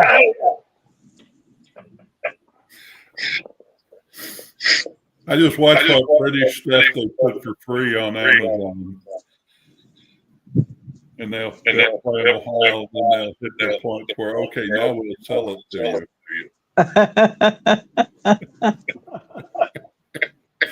and I think I've said this, but I've got an older smart TV, and I don't get the ads from Amazon.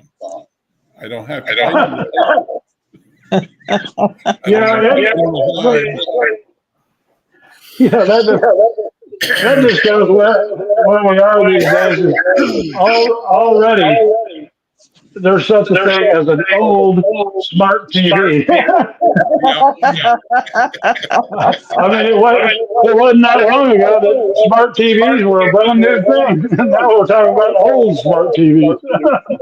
Well, I got another one that's a Roku enabled TV that we got from Sherry with Felix because we moved her bedroom down and she didn't have a cable hookup in there. And it plays the commercials. So there's a difference in the age of them.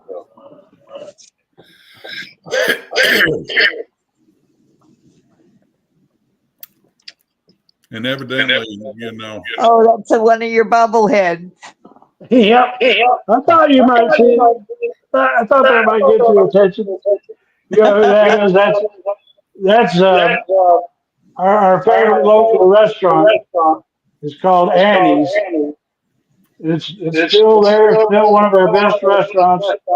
Built, I think it opened in the late 1940s. And Annie is the daughter of the original owner. And she died a couple years ago. But she held court in the bar at that restaurant until shortly before her death. And then we got George Washington over here on the mantle. Well, I know the gang bought you a couple of bobbleheads. Yeah, we had them at all the tables in our wedding and the dinner after our wedding. We had a colonial era bobblehead at each table. And John Adams, and Abigail Adams, and Patrick Henry and all. Yeah.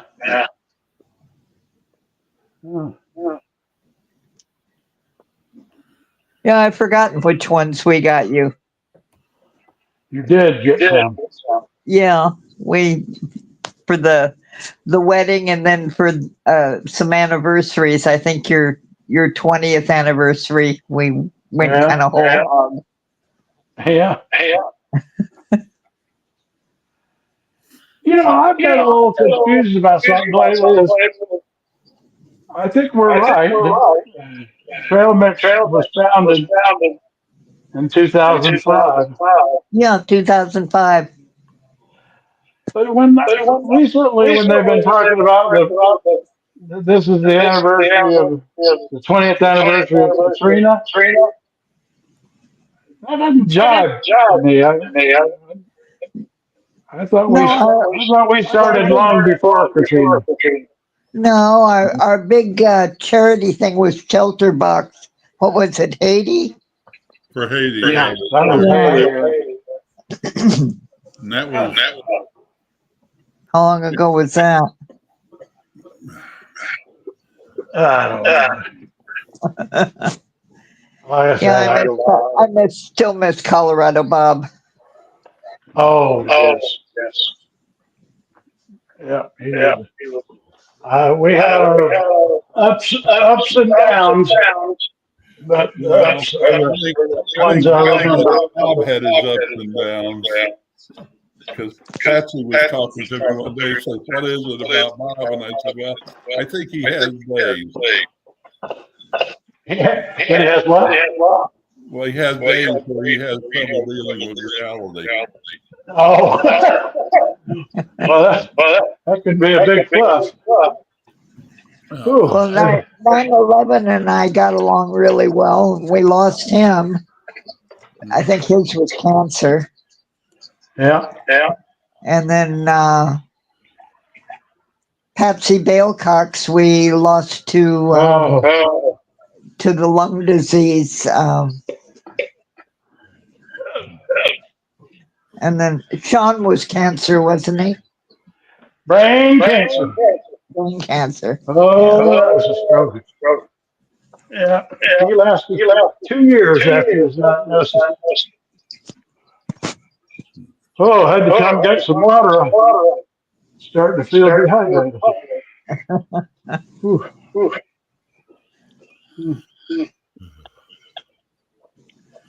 Yeah, I know. Patsy. She was something else. You know, she and Catherine Graham Cracker. I think there were others, but I remember them in particular.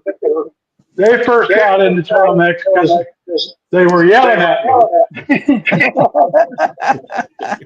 I had said something on TV that just said about 2 separate incidents, and they started just leading me the right at. as I often do, people don't get personal, you know. I don't mind arguing, and so I just responded, and we ended up engaging in a pretty reasonable conversation. And then after that point, they were regulars from now on. But it started out with them being mad at me.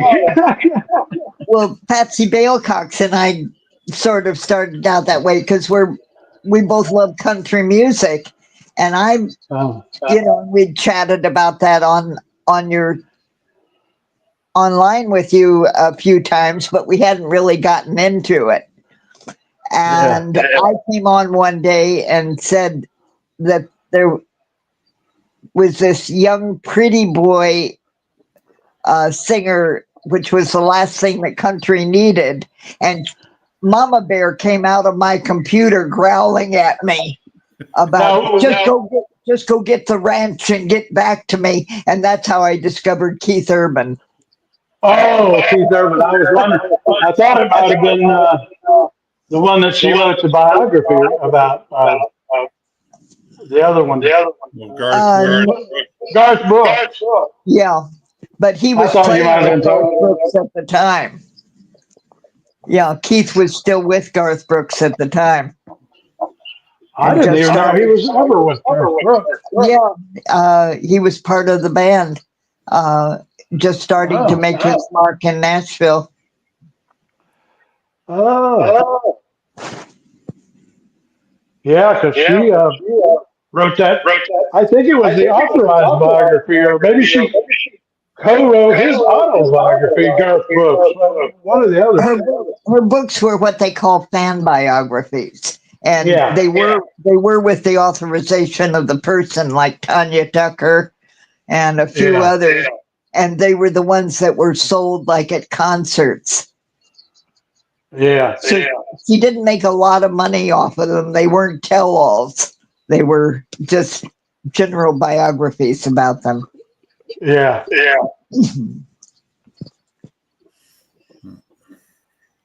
Because I know she had a lot of financial problems towards the end when she was sick. Oh, really? Yeah. She got ripped off by a friend. She put a whole lot of work in to help write a book. The woman was supposed to come up with the money, and she didn't. Patsy basically lost her house.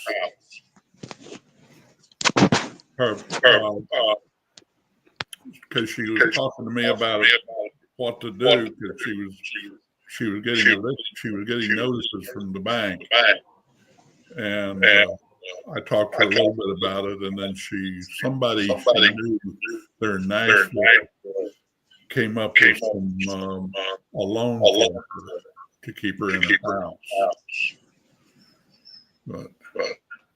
But yeah, she was having pretty. Well, I'm just now looking at the comments that we, when I'm carrying this phone in my hand and outside, I can't juggle the comments on YouTube. But we got several. I mean, here's what says, awesome. And then Craig, LOL. And then I'm laughing at the unabashed neck scratching. Do I scratch my neck a lot? Maybe so.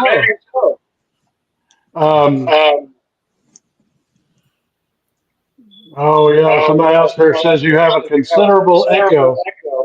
What is causing that? I'm going to have to research. Huh. I don't know what's causing the echo. So do they chat when we're just talking back and forth? Do they comment on that? Yeah, and it's on a separate screen, which at my desktop I can easily see, but on my phone I can't see them and interact with them. Which is a limitation. I probably could if I ever figure it out. Because I would be interested in what they say when we're just sort of generally rambling between each other. Well, I could do that and will do that going forward when I'm at my desktop. It's very easy to monitor on the desktop, but I'm on the phone right now. And I'm determined I just don't understand what the echo is. Anyway, can you all hear me? Or? I can, and I don't have an echo, but Jack had an echo. Yeah, I'm having definitely echo, and I'm not for sure. Jamie, it started when you came on. Oh, I'm a troublemaker. That you always are. Well, I wonder. Well, I've got echo cancellation set. Automatically adjust volume. That's set. Maybe it doesn't like my avatar. Now there. Can you hear me now? Yes. I don't know.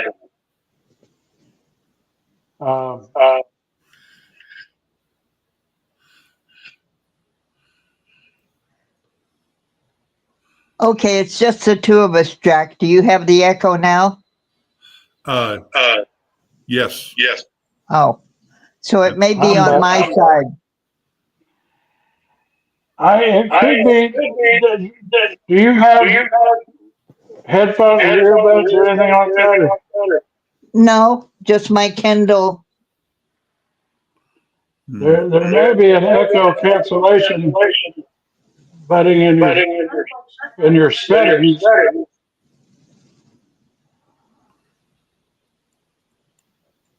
Huh.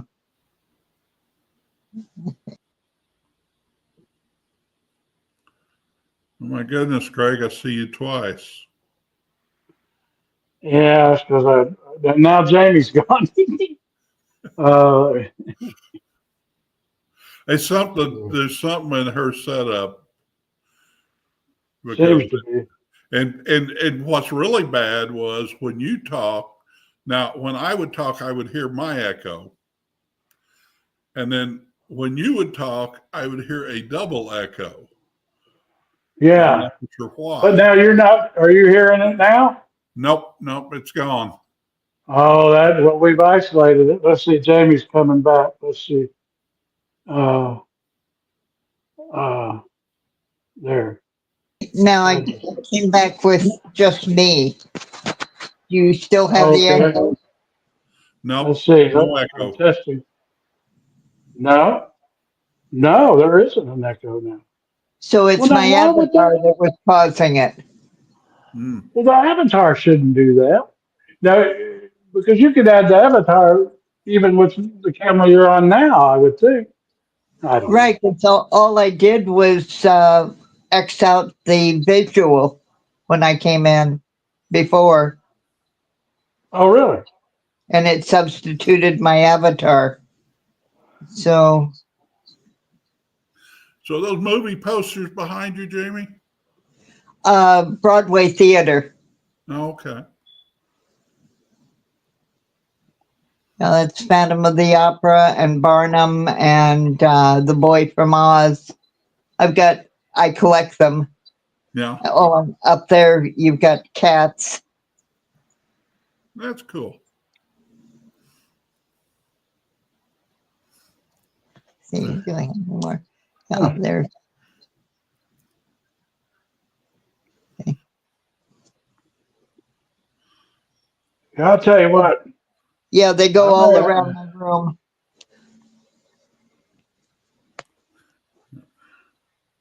I tell you what, I might not be up to all this protest today.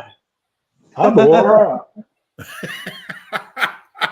Hey, protesting's a young person's game. It might be. You have to. What you have to do is show up at the neighborhood meetings and be the old man that grumbles about everything. Well, I was kind of getting into it. It was pretty exciting. I mean, I think my videos in the first hour of this, we're heading into. We just started we just now started the second hour. Yeah. But I was getting into it. It was pretty exciting. I think I wore myself out. Well, that was what I was noticing. It was a lot more people there than what you had been. So it was a bigger organized thing. And it was a real diverse, there were a lot of different subgroups. You had the anti-racist, you had the free Palestinians, you had the free DC. There were about half a dozen different subgroups there that all came under one umbrella, but they had slightly different agendas. So is Washington pretty gentrified now, or? Publicly calling for the Health and Human Services Secretary's. Well, I guess you have to say, Congressman Joe. I guess the honest answer to that is, I think it's more segregated than No. when I first moved here. So that there are neighborhoods that are gentrified. By that, I guess we mean majority white, although that's not exclusively the case. And the gentrified neighborhoods have grown. Yeah. Huh.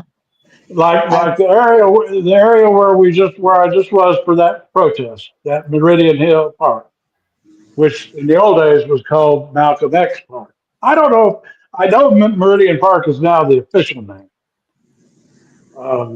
but and I don't know if at one time it was officially Malcolm X Park. I don't know what the story is on that.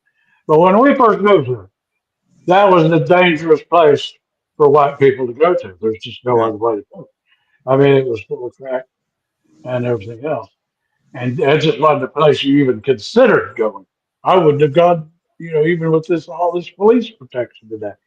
And when we first moved here, we moved on 16th Street, actually, not too far from where I was last on 16th Street today, was the first place we lived. And we lived between 16th and 15th Street. And right behind us on 15th Street was a place you did not venture into. In fact, we lived on the back end of that building. We had a window facing 15th Street. And I was watching TV one night, and they were showing a crack house arrest where they were hauling all these people out. And and all of a sudden, out of the corner of my eye, I noticed these flashing lights. And I looked out my window, and it was the same scene that I was watching on the TV. The house where they were making those arrests was literally outside my window on the very next street. Well, now today, that's one of the safest places with some of the best restaurants in the area. Yeah. Where that was.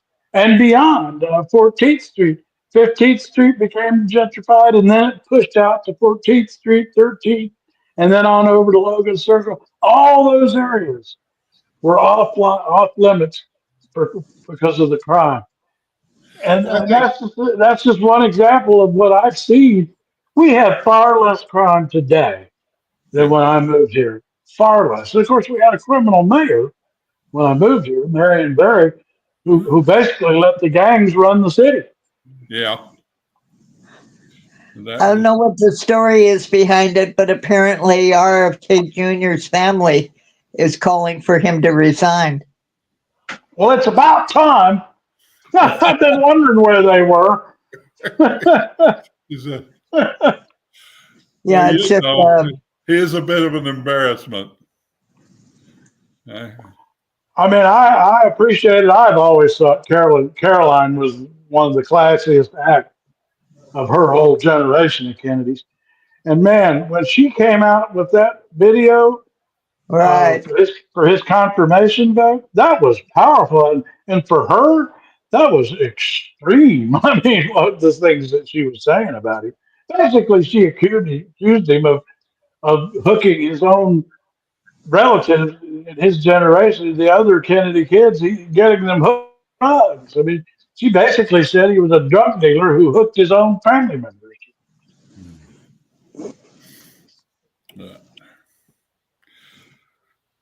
And I wonder about that voice too. Well, And I'm just being kind of radical here, I guess. But every time I hear him talk, I think, is that disease you claim you had, or did you just blow out your vocal cords with a crack pipe?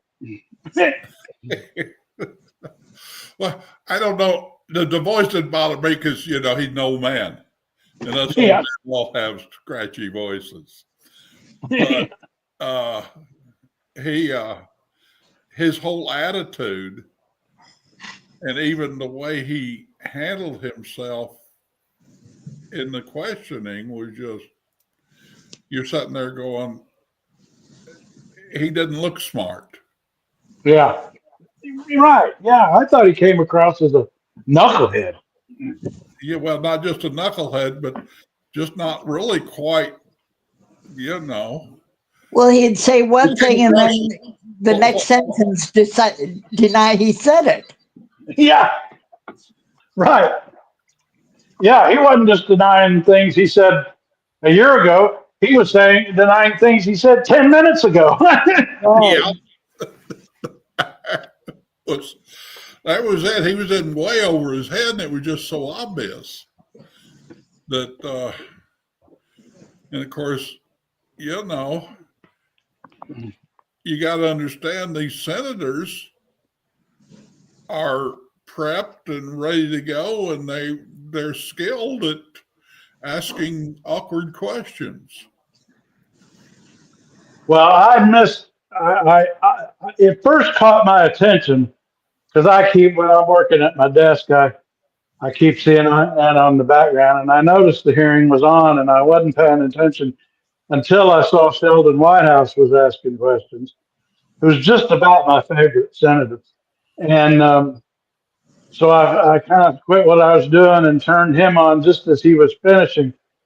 And I'd like to go back and find all of his questioning because it seemed to me like Sheldon Whitehouse just ripped his head off as he could do. He is a brilliant man.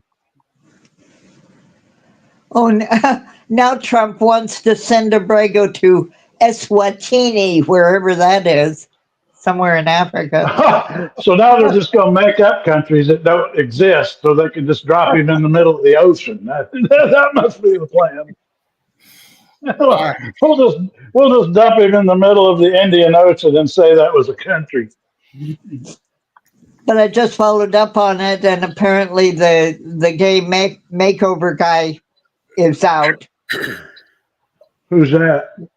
The one that they said was a 13th member, and he was basically a hairdresser. Anyway, he's back home yes. to his home country. But most of the guys that they sent to that prison are now out. Wow. Well, Trump quit paying the bill. See, that's what's happening. I was talking to Jack earlier about this. I mean, in D.C., what they're doing is they're just racking up as many arrests as they can, so that Janine Pirro and Trump can hold press conferences and say, "Today we arrested 100, 200 people in D.C. Nobody's ever seen anything like it." And then what they don't tell you is a week later, they let a lot of these people out because they don't even have charges that they can make. And then if they do charge them, the grand jury say, "No, you're not doing that. And then they get a lot of these people. It's just all for show, so they can have big numbers of arrests. They come up with something on autism. Oh. Yeah, HHS report links autism to the use of Tylenol during pregnancy. Oh, yeah, I heard that one yesterday. Yeah, I hadn't heard that. So now this is something they're actually identifying rather than the vaccines. Well, yeah, that started because the FDA Kennedy's ordered the FDA to study that, and the Tylenol people have responded calling it bullshit. And then I saw some expert yesterday saying, the problem is that Tylenol is so prevalent that, you know, so many people take Tylenol in so many different situations that everybody who gets sick of everything also takes Tylenol. So you can say Tylenol causes every disease, you know, if you apply the standards of proof they're applying. We can just blame Tylenol for everything.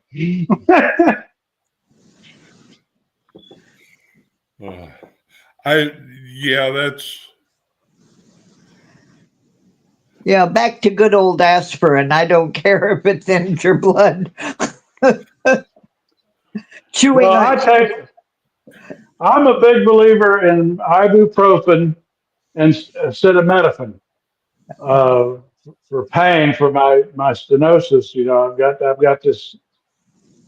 Doctor told me that I could call it severe stenosis in my lower back, and I take ibuprofen and acetaminophen because they told me to steer clear of aspirin. You know. Well, aspirin for me causes stomach problems. Back when that was the only thing, and I would be taking it. If I took it 3 or 4 days in a row, I started having problems with my stomach hurting. But I take my kidney doctor doesn't like me to take Advil, but I do once in a while because Advil will reduce the swelling in my joints. But I do a combination of usually 2 extra strength Tylenols, which give me some good pain relief, and then an Advil to kick it and get the swelling reduced. And that seems to work real good at times. Well, yeah, I get that stuff. I get the generics. It's amazing how much cheaper. I mean, because the Tylenol is acetaminophen, right? Is that right? Yeah. Yeah. And so I've got it right here. I get this. Yeah, I get this Amazon brand. Yeah. Acetaminophen. I get these big ones. I mean, these things are infinitely cheaper than the Tylenol brand.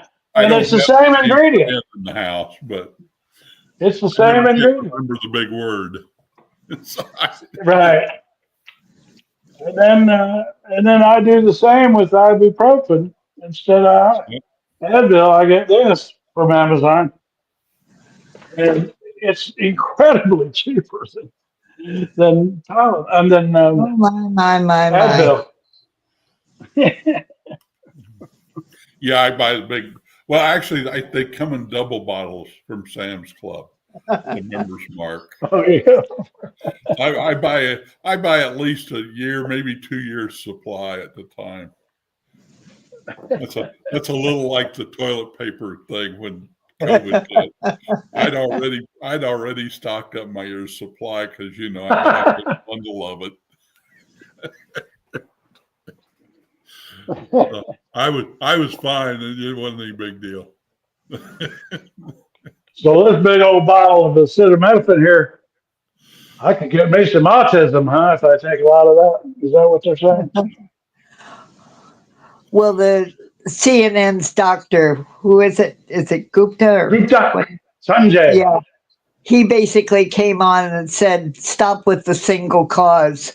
Autism is a multi-factor disease." Yeah.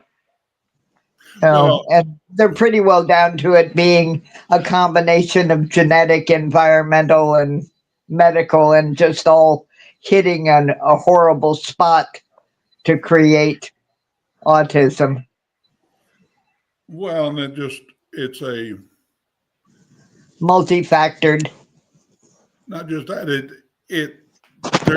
there's more difficult autism and less difficult, I guess you would say. It's what they have what they call a spectrum on it. Where do you fall on your abilities? And many people that almost everybody is somewhere on the spectrum in one degree or another, just because we're human. Mm-hmm. and we've all got a little problems of some kind. Right. That's why I laugh. I am right left challenged. What does that mean? It What does that mean? It means I have difficulty. Don't tell me to turn right. I have to stop and think about it so I know, and we're already past where we're going. So I know my right from my left now, but it took a while when I was a kid to learn it. And then I was laughing. I was taking a class in education, what they call education exceptional child, which is kids with learning disabilities. And the woman was working with this kid that was right-left challenged. And she said, well, I've got him to where he knows his right from his left. But then I asked him to point to my right and my left, and he has to act like he's scooting around getting in my chair. And I'm sitting there going, well, doesn't everybody?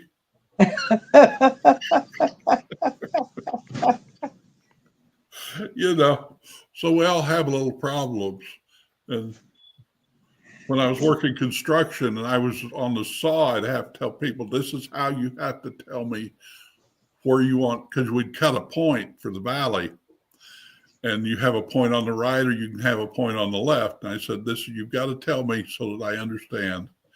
Here's how you tell where my point is. And I'd have to train new people to do it my way so we can get it done. Did we lose Craig again? I'm here. I don't know if you can hear me. Okay. Well, your pictures froze, so I didn't know. But yeah, I think everybody has a little bit. I've got a niece with. I'm here. Yeah, I'm here. I went over to Trail Mix to see what was going on over there, and then I hit the wrong button. So. I was trying to see if we can get somebody to hop in. I just feel like if some of those folks would hop in, they'd get more used to it. Yeah. You know, I just think it'd be fun to. Well, tell them they can come on like I did. They do not have to appear. I've tried. Yeah, I've explained that. Or they can do like I did that one time and just hang something in front of the camera. That was the greatest. That was the low-tech screen there. I started doing that with the COVID, when we were doing the COVID Zoom things for neighborhood stuff. And I was never, you would hear about these people doing weird things in front of the camera. And I'm sitting there going, well, I never quite trusted my tech abilities. So I came up with that low-tech way of doing it. Well, I found out from Craig's recording that I don't like my voice anymore. What we were talking about, having a scratchy voice. I used to have a very pretty voice. Now it's all low and scratchy, and I don't like it. That's the problem with all this stuff is it's kind of looking at my picture on here and saying, who is that old man? We were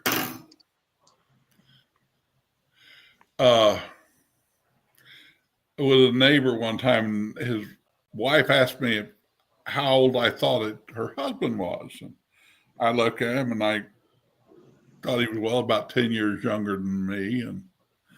And so I actually gave him what I thought was a good, on the good side of that. And it turned out I was way off. He was way younger than that. And Sherry told me, he said, well, you were thinking about what you think you look like as compared to him. And she said, you look much older than that now. I was still stuck in my 50s in my image, I guess. And instead I was in my 60s. Now, I was going to say, I heard you earlier, Jamie, but I couldn't talk. I was over on Trail Mix putting the link in. But now, the thing is about what I really appreciate about your voice, both of you, is you're very, uh, both of you enunciate. That's the word I'm looking for. Naturally, you both enunciate very well, so that speaking as a video editor, but because of that, you're very easy to understand. You don't mumble. Many people mumble, which is aggravating. Yeah. Even professional, even pundits on TV sometimes, I think, and talk too fast. That's the other pet peeve of mine: people who talk too fast on TV. Well, that was early dramatic training for me. That I thought you must have had. I sense you must have had some. What was it?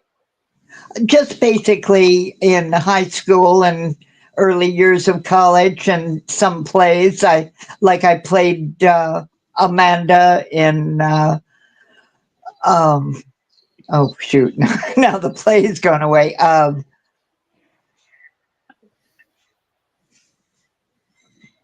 Okay, it'll That, come back. that's Brain great training. part. That is great training. I have to do The whole in idea junior was high. I got a lot of you that. had to project to an audience, and you had to enunciate, and you had to speak at a speed that they could understand without losing the dramatic content. Right. Well, Yeah. I had a director, a TV news director, who first put me on TV when I was really young. I mean, well, a young reporter at the Sentinel when I was in my early 20s. And he thought I was pretty good at it. And he started having me doing a segment with their anchor on Fridays about just talking politics. And he gave me some advice one time that I always kept in mind later on when I did pundit stuff. Is he said, now, he said, when you go on a segment, talking about the news, he says, don't talk too fast. And he says, never try to make more than 2 points. he says, if you try to make 3 or 4 or 5 points, you'll lose the audience.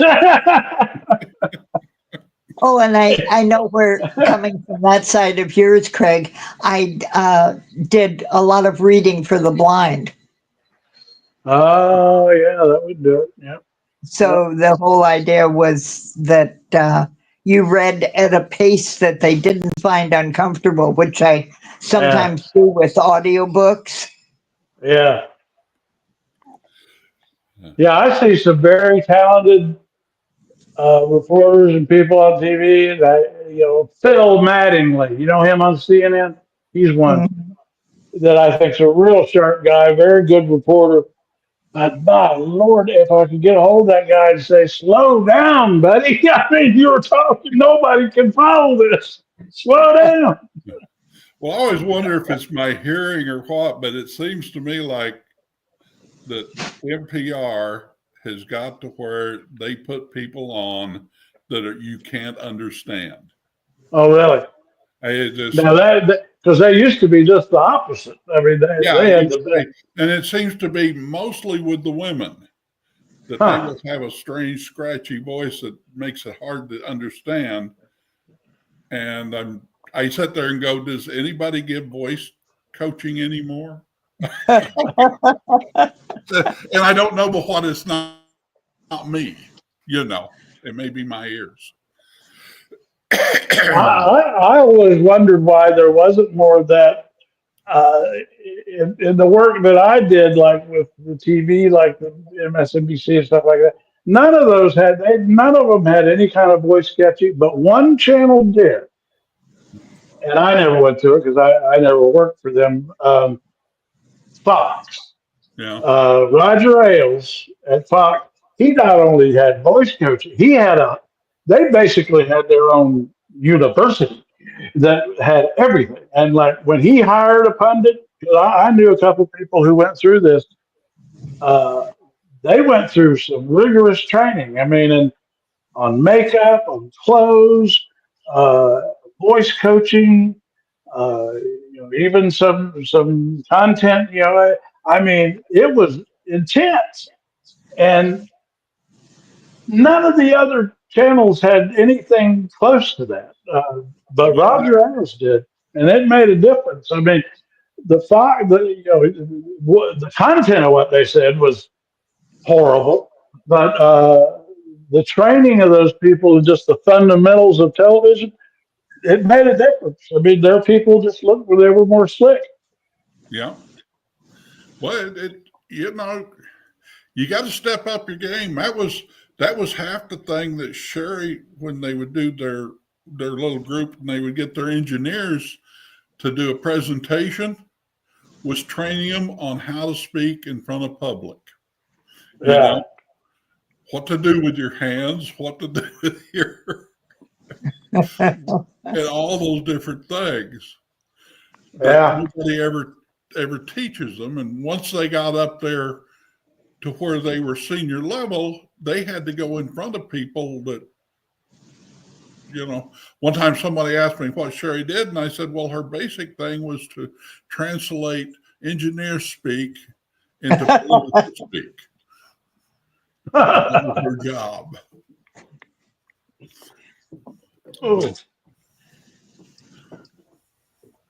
Because she worked for an engineering company, an architect company, and they would go after these big government projects, and some of them were in the billions of dollars. So, yeah, I mean, I saw one time a poll where people said that their greatest fear in life was public speaking. I think I did a short stint as a school teacher, and I think it makes a difference. You get up there and you have to wing it in front of the kids. Yeah. And you also have to deal with, whatever comes up while you're doing it. And trust me, the kids can come up with things.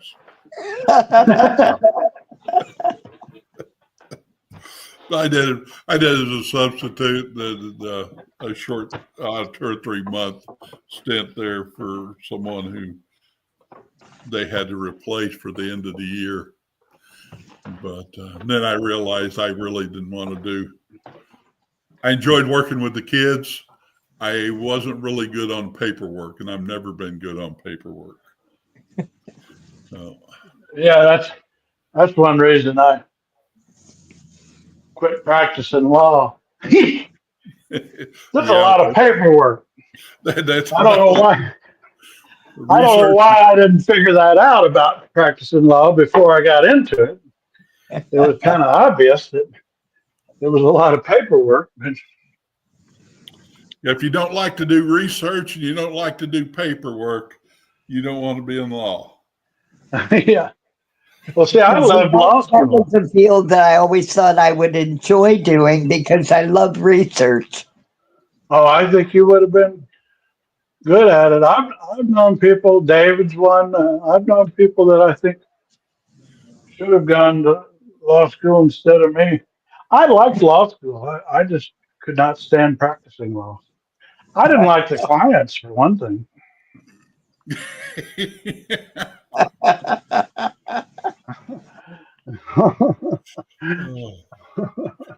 I would think we've all disappeared. The police have the problem of when you deal with those certain kind of people all the time, pretty soon you get to think that's the world. And are we here? Is everybody's screen black or just mine? No. Hang on, I'm making a switch here. Okay. I thought I was. Let's see. I could never leave things alone. I always have to do something. Let's see. Now why it's just not working? Oh, Maduro is really unhappy with us.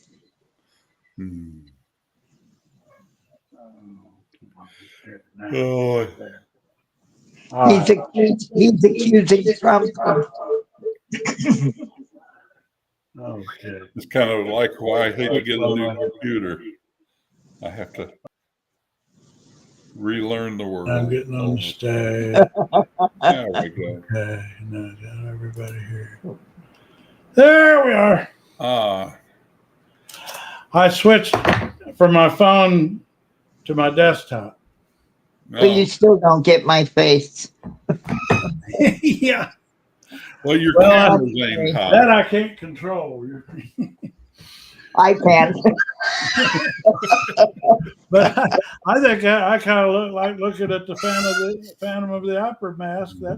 There you go. I put my hat on so we can get extra views today. Put my hat on, my teeth on, got my dress up T-shirt on. I'm all ready to go. Well, I'm just laying back in my lounger with the Kindle on my knees. Okay. You used to laugh, sure, laugh because we would get ready to go somewhere, and I would be putting on whatever clothes I thought was appropriate, and I said I was getting my costume on. And you go, okay, who are we talking to? Okay, do I want to look important, or do I want to look like just one of them?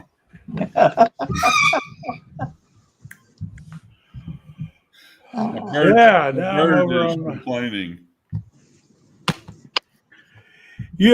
Something, a little context is we're now at, since I started with the protest at noon, we're now at 2 hours and 32 minutes. We're still 30 minutes short of the length of a daily Joe Rogan show. That just gives you some perspective on how much time that guy is on the air. He does 3 hours. Well, of course, Amos used to do 3 hours a day, didn't he? I think that's amazing. I mean, we're still not to the point of what those guys would do every day. 3 hours of radio. And that is a lot of work to keep people talking on an issue. Yeah. Well, you got to have talkative people. Well, that's the old Johnny Carson show where he'll get some guest on that go, yeah. Yeah. He asked another question, yeah.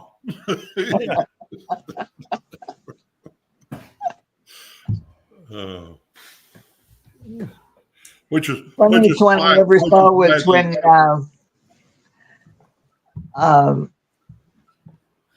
Harry Belafonte and one other actor were on a show together, and both from the West Indies. And as they were talking, the speech just got slower and slower and slower with the "hey man" kind of response to it. And you got to a point where, oh, for God's sakes, would one of you say something? You get back with your people, man. I do that when I get down here in the Ozarks, out here in the country, and I get talking pretty soon. I show back up, and I'm sitting here with just that slow Southern drawl. Yeah, somebody told me one time, you could get a vocal coach. Somebody at NBC, actually, I remember who it was, as a matter of fact. And late to the party, up, saying you can go to get a voice coach to get rid of that accent. I said, no, thanks. Coming back late to the party, my brain just caught up. The play I was trying to remember was The Glass Menagerie. Oh. And who did you play in that? I played Amanda, the mother, the one who has that. Oh, you played the mother. Oh, the mother. Oh. Yeah, long, beautiful, jonquil speech. I got to see Katharine Hepburn play that on Broadway. I wasn't that good. You know, I loved Katharine Hepburn and everything, but to tell you the truth, I thought she overacted in what I saw. I don't know, is that sacrilege to say that? No, it's a role that it is easy to go over the top with It truly is. Any Tennessee Williams role is easy for the women. Yeah, to get he to. did not Well, like women. although I think Big Daddy in Cat on a Hot Tin Roof, that's an easy one to over. Right. Also, Like And I think that's in the nature of the character. the character, and of course it's a classic, so you know you've watched some bad acting done before, and you may be tended to It's pick like up on it. every male actor wants to play Hamlet, and yeah. a lot of them do not do it well. I was watching, I can't remember, some movie on Amazon, and it was Daryl Hannah and the two of the actors that Tarantino did on the Kill Bill stuff. And I thought on Kill Bill they were just excellent. And then in this movie they were really bad. And I'm going, no, that just shows you how good Tarantino was. Because they were just, oh God, that's B-rated acting there. And he took these people and made them look good. But Well, I think that is why certain actors only want to work with certain directors, because they know how good they'll come across. yeah. Well, you know, Tarantino took some, like John Travolta, except for the Tarantino stuff. I never really cared for anything he was in. But in Travolta? the Tarantino one, you know. You talking about Travolta? Yeah. I thought he was just kind of, you know, so as an actor on anything but those two, what is it,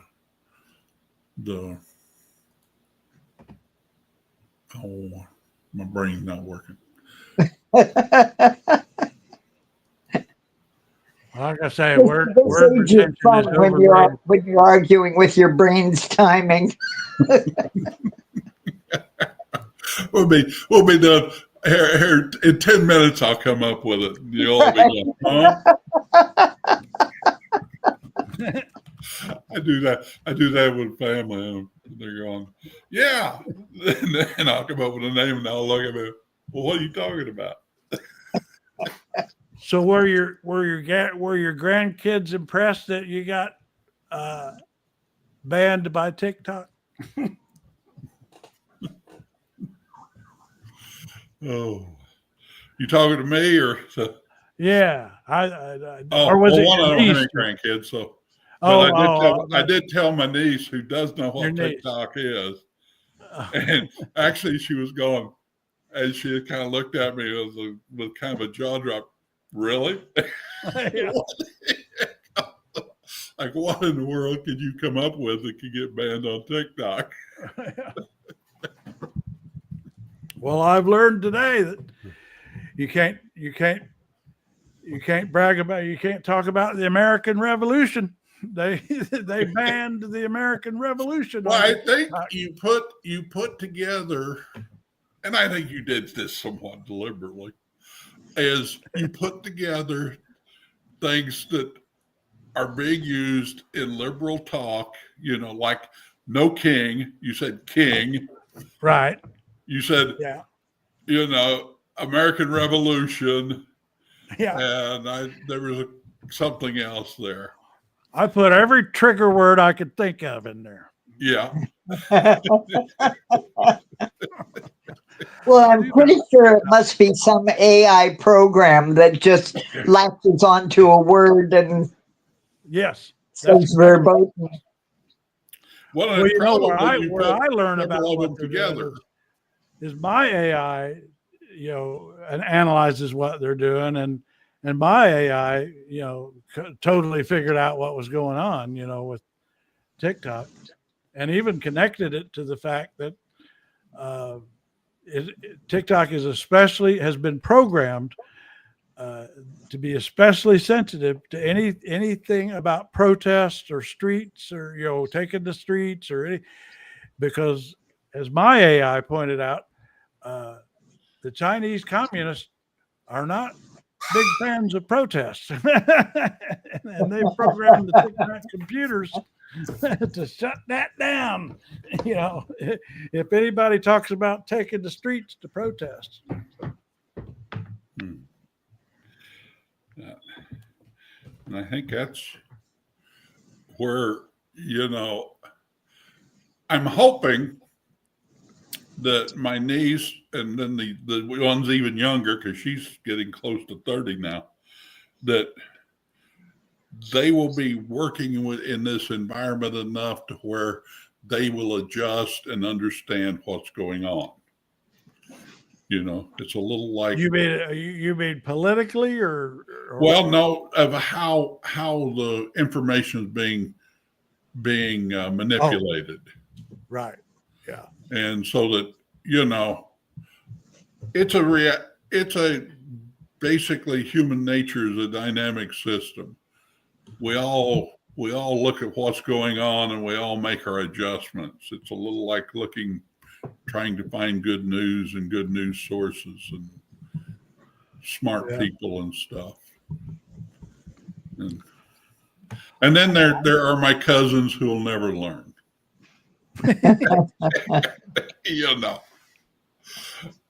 And the still believe So do both of you have your Powerball tickets for tonight? We got one. David got one yesterday, and we not only lost, we did not any of our numbers were any of the numbers in the winning number. I mean, that I was saying you ought to get a payoff just for that. That's pretty amazing that we got no single number in any of the numbers that were pulled. Well, tonight it's kind of an accomplishment. I think it's up to 1.8 billion tonight. Oh yeah, wow, that's a lot of money to manage, Well, I've always said if I ever won, I wouldn't tell anybody, not even family members. Well, that's what I told people. I said, well, if I win, I said, you won't see me for 5 years. Yeah. And I said, I'll come back and I'll tell you, boy, it was a good time, but I'm broke. Yeah. But none of this holding press conferences and so on. No way. No, I'm not going to do my best to protect my privacy. But I don't know. I used to think about all the good I could do, but I guess I've got to where I'm just getting lazy in my old age, where it just sounds like it'd be too much work, and anybody that would come in and help me would probably be more likely to rip me off, and that would just irritate me. I just send anonymous donations. As speaking of anonymous, I just put a plug on here to get people to come on in here and join us. I put the link in. So Anonymous is getting closer. So Anonymous just now wrote, watching now. Yeah, I wasn't warned enough about this getting old shit. The constant pain in particular. Also, he caught the whole, Yeah. I laugh. I get together with my cousins who are my age, and that's all we do is sit there and discuss our medical conditions. Yeah, I think it's fun. I like to do it. Why not? Well, I'm enjoying being old, but I really do not like the brain farts. They bother me. That probably more than anything irritates me more than anything. And here's the thing is I can sit here and read some very complex stuff on different subject matters and totally understand it, internalize it, and all that. But I can't come up with somebody's name, so I look like an idiot. Yeah. Yeah, that's how I know that it's still functioning, is I have no problem with the reading material Yeah. or understanding other people. But when I try and relate a story and I know that I know the information and all of a sudden it's just totally missing, it just aggravates the hell out of me. Yeah, that's why I tell people, I say, there is going to be a point where I do not know a single noun.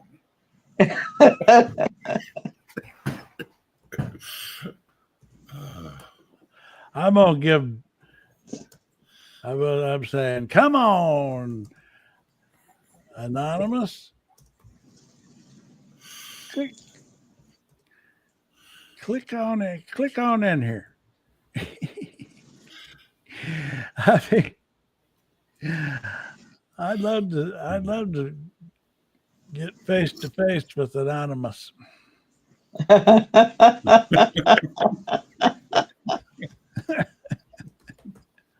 Some of these people, you think you would really like to engage them in a conversation. Yeah, When that's all. That's all I'm interested in. That's the only reason I'm doing. I do this. Is like I enjoy talking to you guys, and I just thought there'd be more people that would want to do it. Almost And all of us. We're not. There's no There's other purpose to this. Yeah. And we've known each other for, 10 or 15 years at least. I don't think there's anybody hardly online on your thing that hasn't been around for over 10 years. You know what I like to say about Trail Mix is we were social media before it was cool. we were social media before it even had a name. Yeah. I came off of I used to hang out in Usenet there for several years and enjoyed the back and forth, of discussions and ideas. And so that's what I was looking for and was not finding, the comment sections on like the Washington Post or whatever. It wasn't even interesting. Yeah. And got on yours where there was some back and forth. And yeah, it got a little rough, but then I was from Usenet. So I expected it to be a little rough. Well, I was in a group called the Village Elders on the old Comcast when it was, you had to join a specific group. It wasn't open to the outside world. And Craig's place is the only place I've come up with that was like that, where you had a group of people that actually talk to each other. Yeah, that's I get that some of the comment sections on a couple of the newsletters. You'll get a little back and forth, but then you don't get any continuation. And I always thought, we were talking about Patsy, is, and I think Patsy was a genuine friend. Yes. Just like when she died, I grieved. Yes. Yep. Well, I was the same when we lost Sean, and I didn't know him, as an individual. Of course, he was my best friend in real life. Yeah. So, that was a double hit, but God, that guy was a genius. I mean, he was one of the wittiest people I ever knew. And I can't tell you how many times I thought in these Trump years, the things I just like, God, I wish I could talk to Sean about this because he would have a comeback for Trump that nobody else thought of.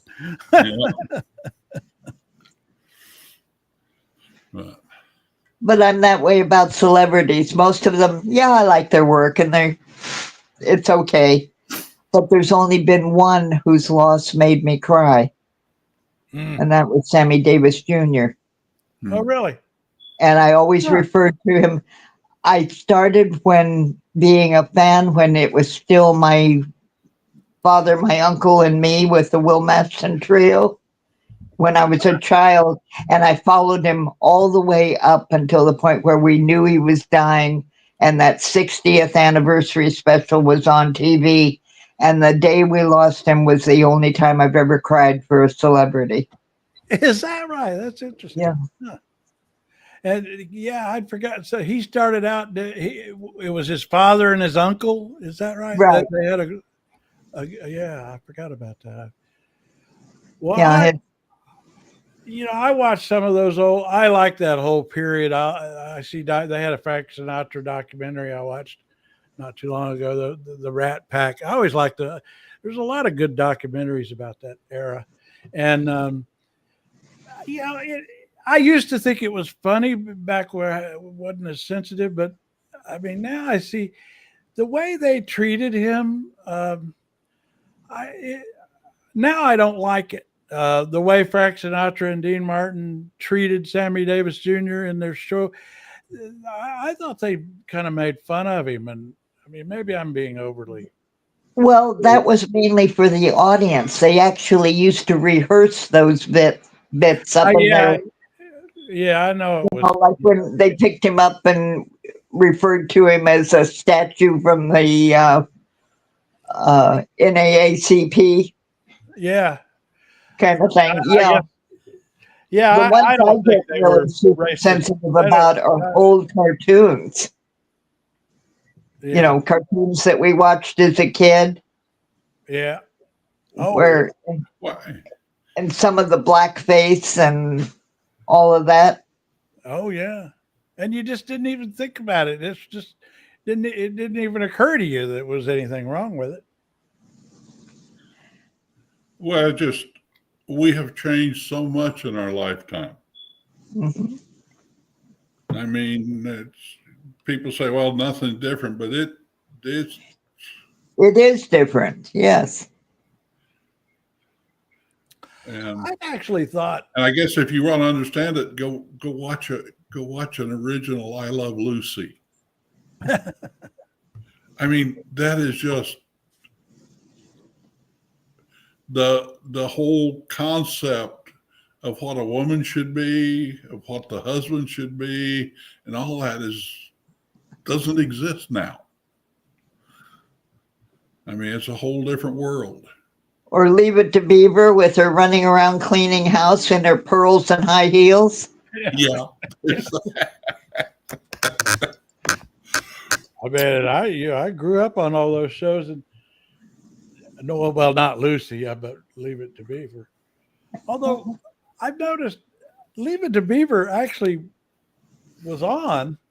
I must have been watching reruns or something when I. Oh, it was syndicated for years. Yeah, I didn't realize that. Anyway, but none of that stuff occurred to me. Even though my mother was pretty not feminist, but I mean, she wasn't like that. But I just don't even those things that we now see so clearly. At the time, you didn't. I mean, I just thought all mothers acted like that. That was normal. Well, I know that if you were white and middle class, all the mothers were home. Yeah. Mm-hmm. Well, that's basically the way it was. That a man was expected to support his family. That's what he did. Yeah. And she was expected to keep a home where you could eat off the floors. Yeah. Yeah. Hey, and in our home, you could eat off the floor. I know the aunt that I lived with was so house proud. I swear there was not a single speck of dust anywhere in that house. My mother-in-law kept a reasonable house for being as old and her physical problems. But if we had to if we threw a party for her at her house, we had to make it a surprise party, or she would clean house for a week. She would obsess over this, and she would get up on chairs she shouldn't be getting up on, trying to dust where she was just certain there was a problem. And she would just go, we got to where we just do surprise parties. We wouldn't tell her until it was all, we walked through the door. The whole idea of sitting down to dinner with your family at a certain hour of the day Yeah. You know, nobody went out to dinner unless it were some major occasion. Yeah, that's. What was it? I was talking about. We were talking about the mumps, and I said they got ice cream, and well, ice cream was a treat Right. in our house. So yeah, I was sick, but I also got ice cream. I got that for my tonsils. Yeah. But Yeah, for ages after getting my tonsils out, I wanted 2 breakfasts because I had to skip breakfast that morning.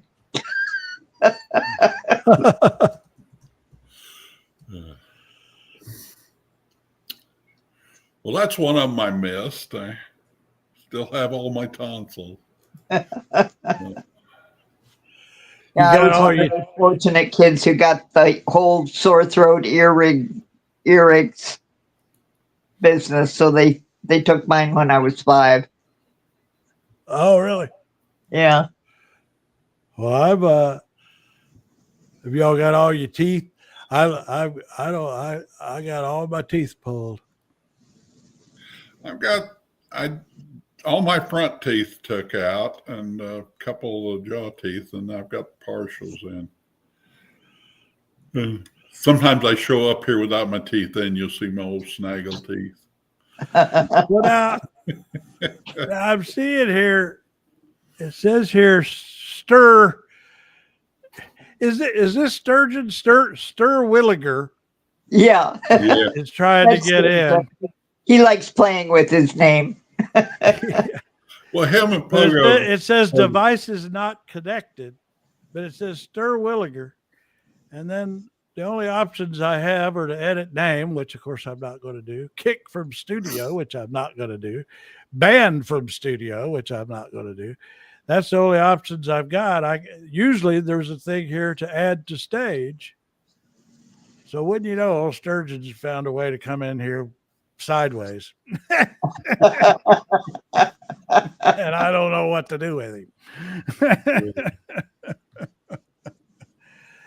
Sturgeon, if you can hear me. Oh, wait a second. Now it just changed. Maybe we got something else going on. Well, add to stage. Okay. All right. There he is. Yeah.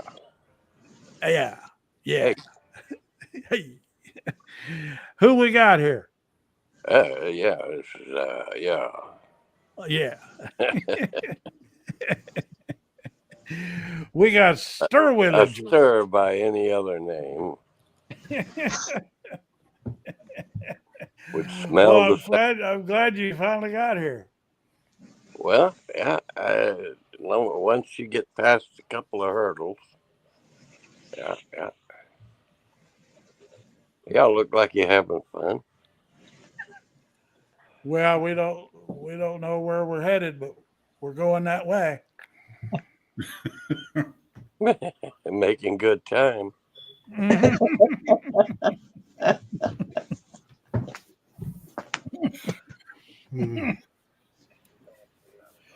I was just talking about losing all my teeth. I'm working on it. We were tracking who's got. Has anybody got all their teeth, or anybody? Yeah, sure. I'm getting my permanents next week. I've been getting fitted for my permanents, and but I haven't minded the temporaries. This has been quite a journey.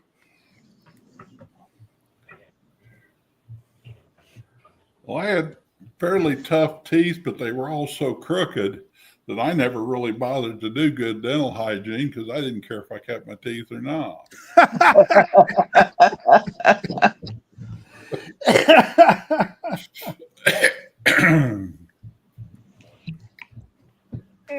So now that I've got the front ones that were so crooked pulled, and now I've got the nice partials, I'm kind of proud of my teeth. Well, good. I pay good money for them. I'm telling you. Yeah. Yeah, this all told, with the extraction and the temporaries, and the permanents that I'm about to get, the whole thing was about $7,500, Yeah. Sounds about which right. isn't horrible. But people that ain't got that ain't got it. And implants Really got can it. cost several Oh. $1,000s. Oh, 40,000 Yeah. Yeah. for both uppers and lowers, and I just not even entertaining that idea. I don't mind dentists being rich, but I think they charge too much. Oh my God, that's one reason I'm glad to get rid of my teeth and dental insurance and dentists. I mean, that's out of my life now. I mean, Yeah. A lot Now, to be said for that. Craig, are yours the ones that are like click on to the implants? no, that's expensive. And what I have right now are temporaries, and the bottom ones in particular flop around just a little. But it's the bottom ones that people do what you're talking about, getting the, I don't know how else to put it. They just put screws in there, and then you just like Right. snap it on there.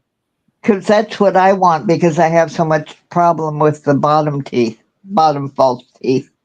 Yes, that's what everybody says. But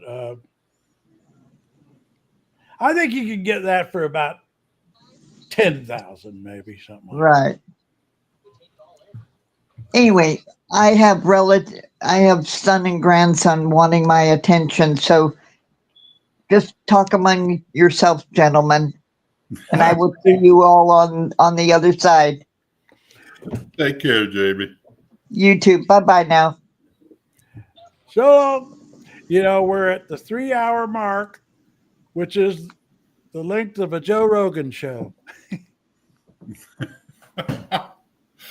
Well, he's putting in 3 hours of work when, we used to put in 8 to 10. Yeah. So I guess if you do it long enough and you get used to doing it.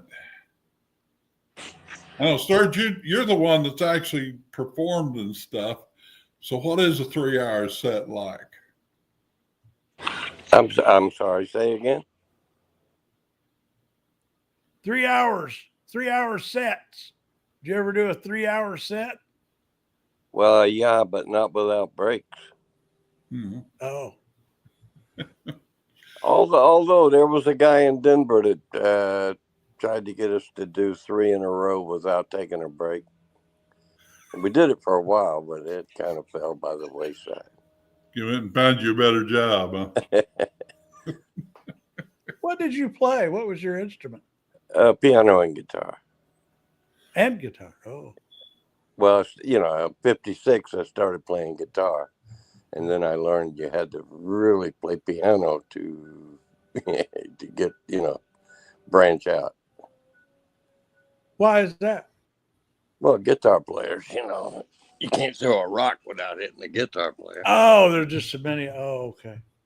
Oh, yeah. The woods are full of them. You go to Nashville and, try to get a job playing guitar. And, it used to be, I don't know what it's like now, but it used to be you were up against 1,000 people, in one small town. Every singer-songwriter's got his guitar on his back, huh? Oh, yeah, and every convenience store operator's got one leaning against the wall. Yeah. Well, I mean, like I say, this was in the 80s, so I don't know what it's like now. I saw a documentary about that guitar in the store in Los Angeles. That's, I guess, kind of famous. That all the big artists go to, and you heard of that? You know what I'm talking about? It was I never had heard of the guy. It was an interesting documentary about, and they interviewed all these, even like Mick Jagger and different people that he collects. This guy, he sells guitars, but he sells guitars to the biggest names in the business. Yeah, I've heard of him. I'm not really Had a familiar huge with shop. Yeah, it was pretty interesting.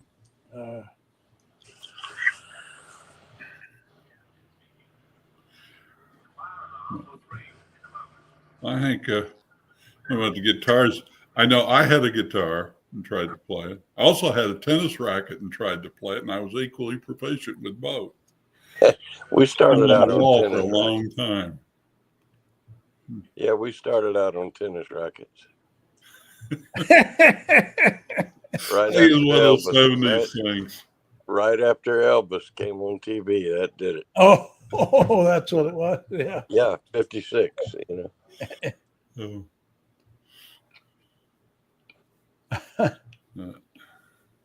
It wouldn't show him from the waist down, you know. Oh yeah, I remember the Ed Sullivan show. They had to film him waist up, right? It was that. Yeah. Ed Sullivan show.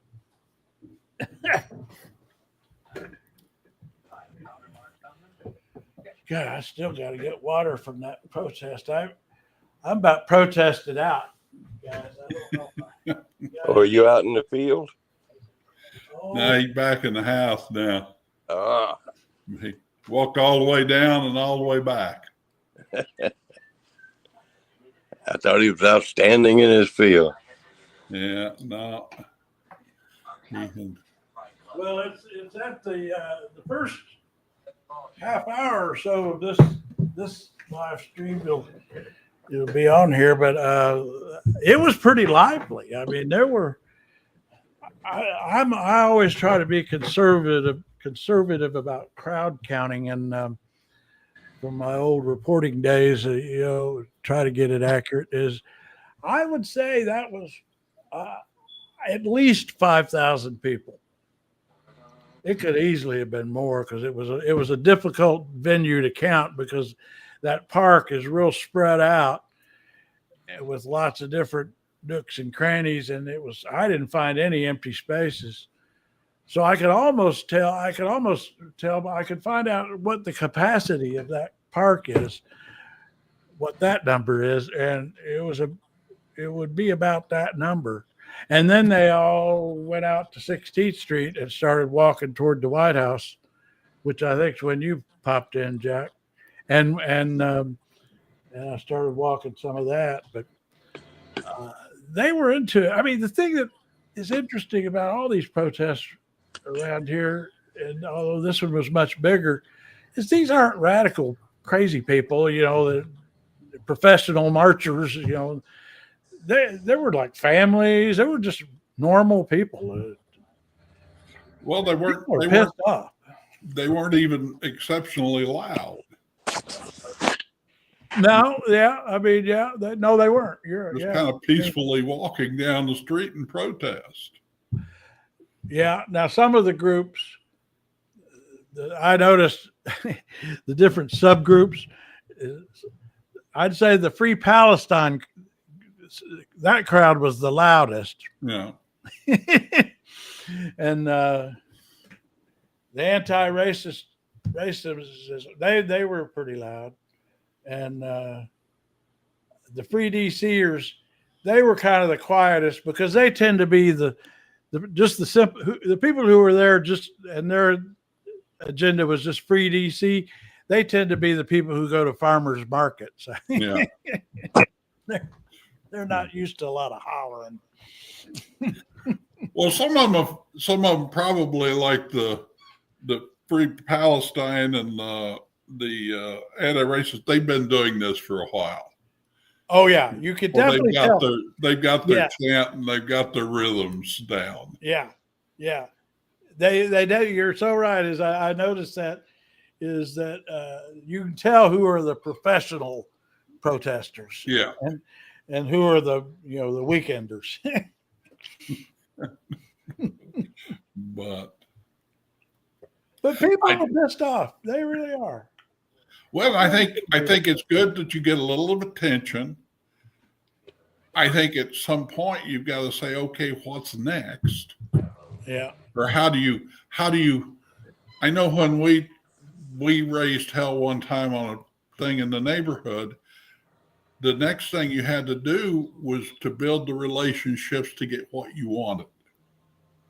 Yeah. You know, once we got the attention to say, no, you can't do that, we don't like that, and it's going to, you know, then we had to go around and build the relationships to get what we did want. Yeah. And that takes some work. And you break when you raise hell, you break things a little bit.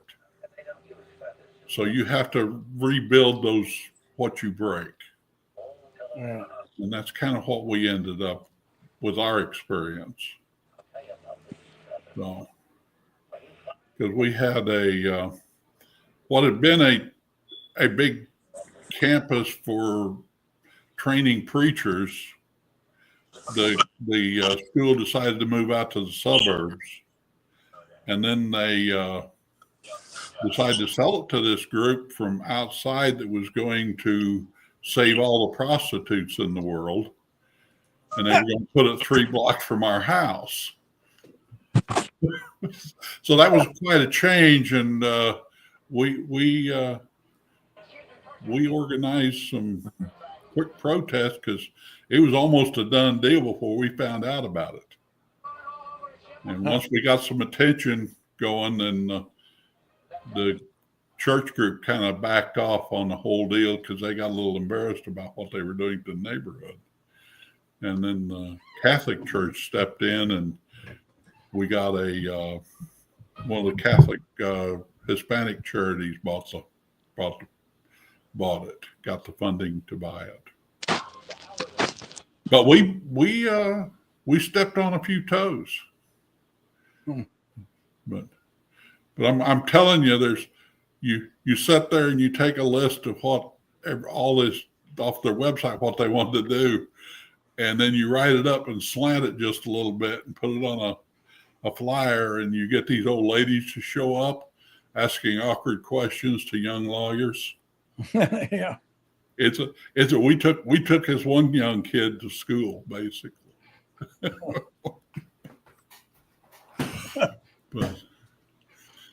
but it. Are you in South Carolina, Stir? Yes, I am. Yeah.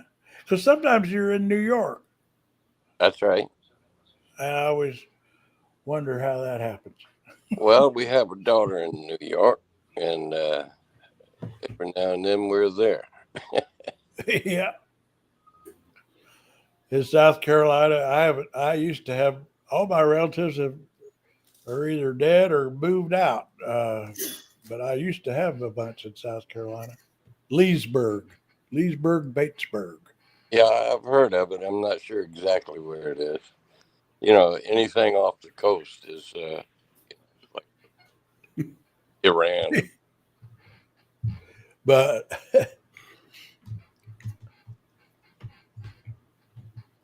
South Carolina.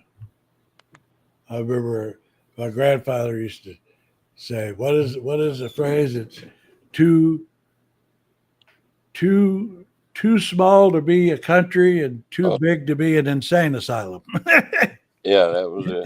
Is that how it goes? Yeah, there was some congressman back Civil War time. Some South Carolina congressman or something. I forget the whole story, but he said it first. Well, you know, it's kind of interesting. Talk about sizes.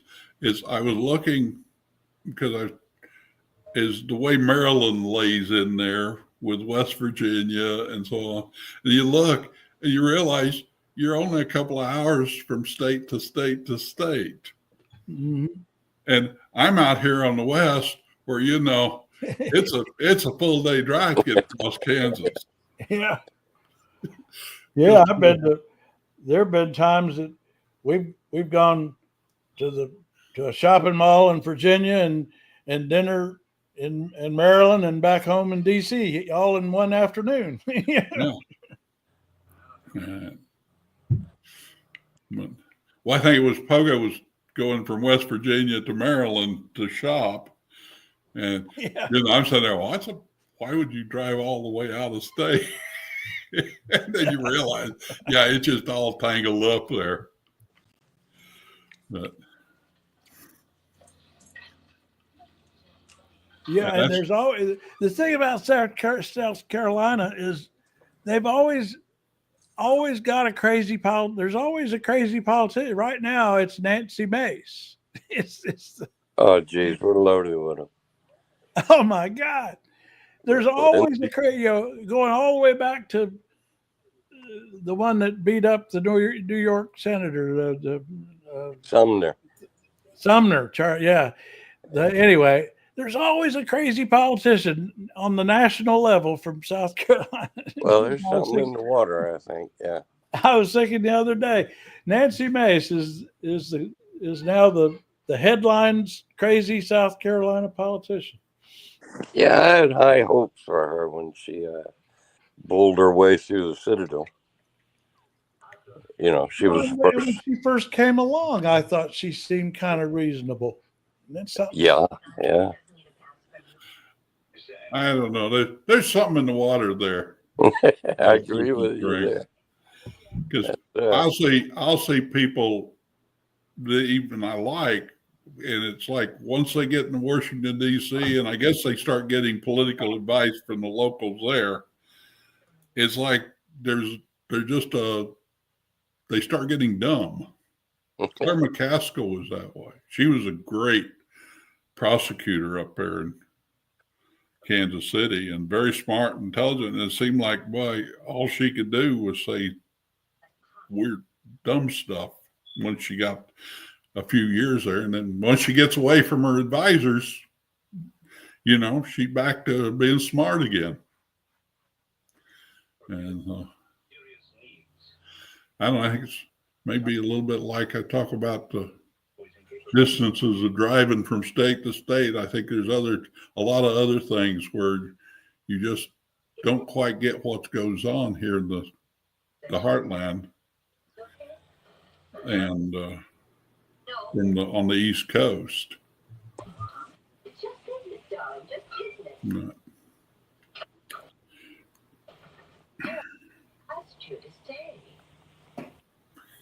And then you got Lindsey Graham.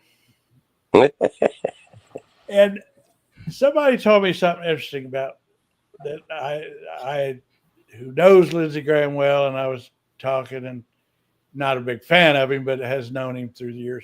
Anyway, I said, what happened to him? This whole business of now that he's such a suck up to Trump. And he said, John McCain died. And I'm like, what do you mean? He says, what happened was he needs a daddy in his life. Yeah. And John McCain was his daddy. And John McCain could keep him in line because John McCain was a sensible, reasonable person, And he said when he died, Trump became his new daddy. And I thought that was so weird, but it kind of makes sense, doesn't it? Oh, yeah, that's totally it. I mean, without a doubt. I got to see McCain and Lindsey in a what do you call them, rally here in Charleston, and that was really evident. Really? Yeah. Oh, yeah. Just evident. I mean, it stood out. I ran into him at a. I remember it was the Congressional Awards dinner, and they came together like they were a couple. I mean, I'm not suggesting that. I mean, they were just I didn't mean to. I wasn't going to. My point is that they were just buddies, and they were there as buddies together, and they had the best time, and they were rolling around, cutting up with the media, the two of them together. And I remember thinking then, that's a nice friendship. They seem to really have a good time together, and I thought it was very nice.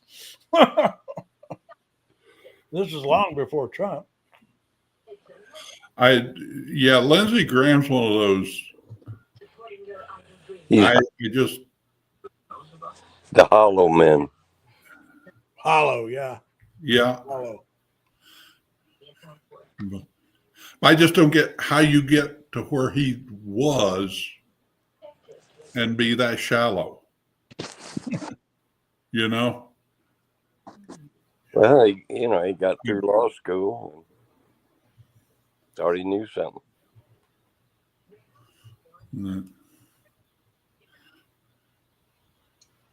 Because you would think by the time you got to the levels that he has achieved, that you would have enough ability to stand on your own, to make your own, put your own stamp on things. Yeah, he tried it January 6th, but it didn't stick. Yeah. Oh, that's right. Yeah, yeah. I'm done. Yeah. Well, until tomorrow. Are they that scared? Are they that bought off? I think they're afraid for their lives. I really do. I think Murkowski almost said it out loud. They use whatever they need. I mean, not too long ago. Extortion, blackmail, money, whatever it takes. Because these are mobsters. We're talking about mobsters. That's what the Trump world is. Yeah. And they use mobster tactics. Yeah. Lisa Murkowski, I mean, I went back and looked it up a while ago. I've got it somewhere. I mean, she doesn't come out and say it, but she does this interview. This was before she did the pivotal vote passing the big, beautiful bill before that. And she was talking about that how afraid some of the senators are of Trump and the threats they make. And it seemed like she was just talking about political threats, like we'll primary you and everything. And whoever was interviewing her said, well, are you talking about, more than political threats, actual physical threats?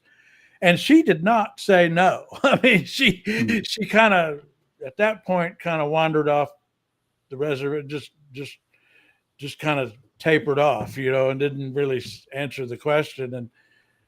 But her physical language and response suggested to me that's exactly what goes on. And it can be implicit. I mean, we've seen what they do with these prosecutors and judges. These people call in death threats, send suspicious packages. I'm not saying they engineer it, but they invite it and don't denounce it when it happens. Stochastic. Yes. Well, I'm not for sure there's not manipulators behind the scene that are doing it. I'm not right. Organizing it. Because when what's his name? Now I'll have my word retention issue. Is the congressman from Ohio, who never wears a coat. Yeah, Jim Jordan. When he was running for speaker, there were some of the Republicans who were not voting for him who came forward and said they were getting all these death threats. And one of them said that he thought they were being organized by Jordan's people, that it wasn't organic. And I thought then when I heard that, I thought, yeah, and this isn't the only time either. Well, go right back to what I said about the Koch brothers funding local races. And you take, what was it, Peter Thiel, is that his name? Yeah. The billionaire funding stuff out here. And we don't, once they permitted these political organizations to call themselves educational organizations and they became 501c3s, we don't know what they are doing because all that money is hidden. And so they can be out here saying, oh, we're just educating and spreading, this stuff. And I don't know I think that's our big problem right now is the money has taken over in really, really bad ways. More than just, what politicians can you buy? It's stuff going on in the background of manipulating different things that we don't have any idea what's going on. Well, like we were saying, I mean, the Koch brothers funded the Tea Party. That's the kind of thing they started doing, and that crowd in those days. They found out they could do it, so they started doing it. Already been doing it all along, I guess. Like I said, I was very surprised at what their organization was doing here in Missouri with the, little house race here of probably a few thousand votes is all we're talking about. And they were putting out these slick little mailers that are not cheap to make. Yeah. And they were mailing them 2 or 3 a week to me through the election season. So I knew who the Republican guy was for certain. Yeah. No. Well, Peter Thiel's another one that with Putin ties. I hate getting into that stuff because my friends say, "Oh, you sound like a conspiracy nut." It's kind of like when people say, "Oh, you're too cynical," and I would say, "Man, the people I cover, I could never be as cynical as they are." And it's like this. It's like these people are up to such shenanigans that if you try to point it out, you sound like the nut, But I mean, Peter Thiel has these Putin ties that are real, and all you see everything he says about Ukraine, and I think the most underrated, underreported story of our times is the Russian compromise of the Republican Party. It's why they fight it so hard. Yeah. And they all went to Russia on July 4th. I mean, yeah, that's right. Yeah. Sometimes they weren't as subtle as they usually are. Well, it's like they don't have to worry. Yeah. Yeah, it looks like, they think they got it, I mean, you can't be, if you're a major politician and you're going to Russia on July 4th, there is a level of just total cluelessness at any other time, you would think. That anybody that made it to that, here I am again talking like I was about Lindsey Graham, anybody that made it to that level would just automatically realize it was stupid. Yeah. Or like you say, so arrogant they just don't care anymore. Yeah. They get away with it. Yeah, it doesn't matter. What are you going to do? All I know is I enjoy going to these protests because, like, you go like today a couple times, I had my camera up and people raise their fist and holler and I'd holler back. It feels good just to holler. Say, yeah.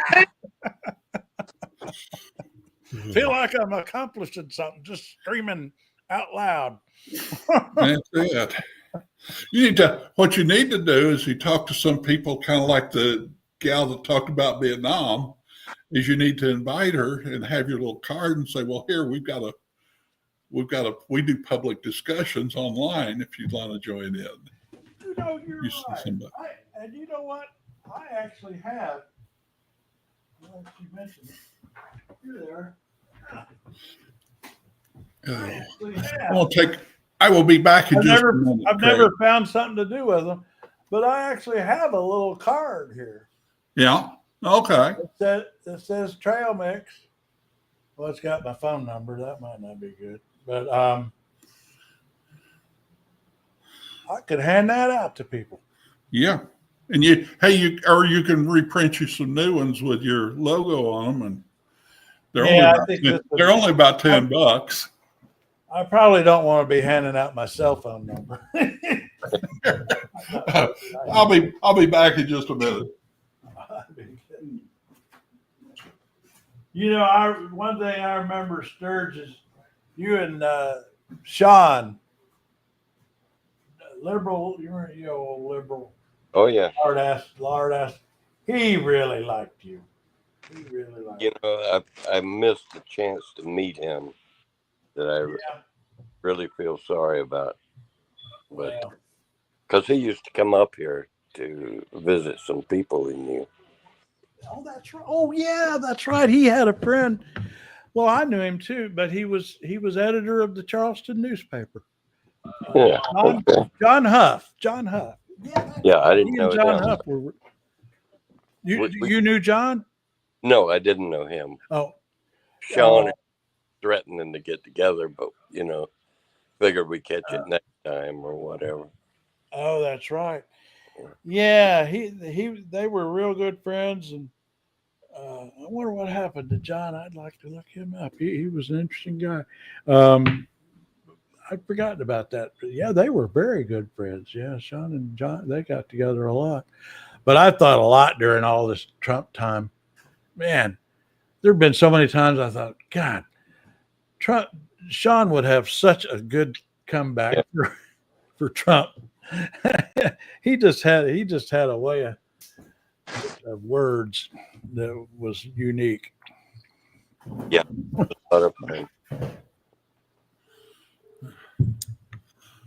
We were just talking about, you were around for the Sean Lardass liberal days, weren't you, Jack? Or not? Yeah. See, he came from he grew up in Independence, so we had a few things in common. Yeah. But I was just saying, he was a big fan of Sturge, and I remember you when we found out about his brain cancer, Sturge, I remember you gave him a call. You guys did talk on the phone. Yeah. Yeah. Man, he's been gone a long time. It's getting where they all been gone a long time. The ones that ain't. Well, I don't know. The time just keeps flying along. That's what I was reminding myself, it's been 7 years. 7 years ago, Sherry was sick. 7? Wow. Yeah. Dealing with her cancer. It was her birthday a couple of days ago. So, if it feels like it was 2 years ago, it was 5. Yeah. Feels like it was 5 years ago, it was probably 10 or 15. Yeah. That's even worse. Here's what's even worse is I went back home and to this family cemetery, and I was talking to some, I'm going to call them kids, but they're like 60 years old. But I remember them back when they were kids. But anyway, it's like, I'm talking to this guy, and, he's not only a grandfather, but, one of his grandkids is already getting ready to retire from the military. Oh, my God. Yeah. Younger than me. Oh. But I guess this is the old man discussion, right? Well, you've got rocking chairs in front of Cracker Barrel. Yeah. What about Cracker Barrel? What? Rocking chairs in front.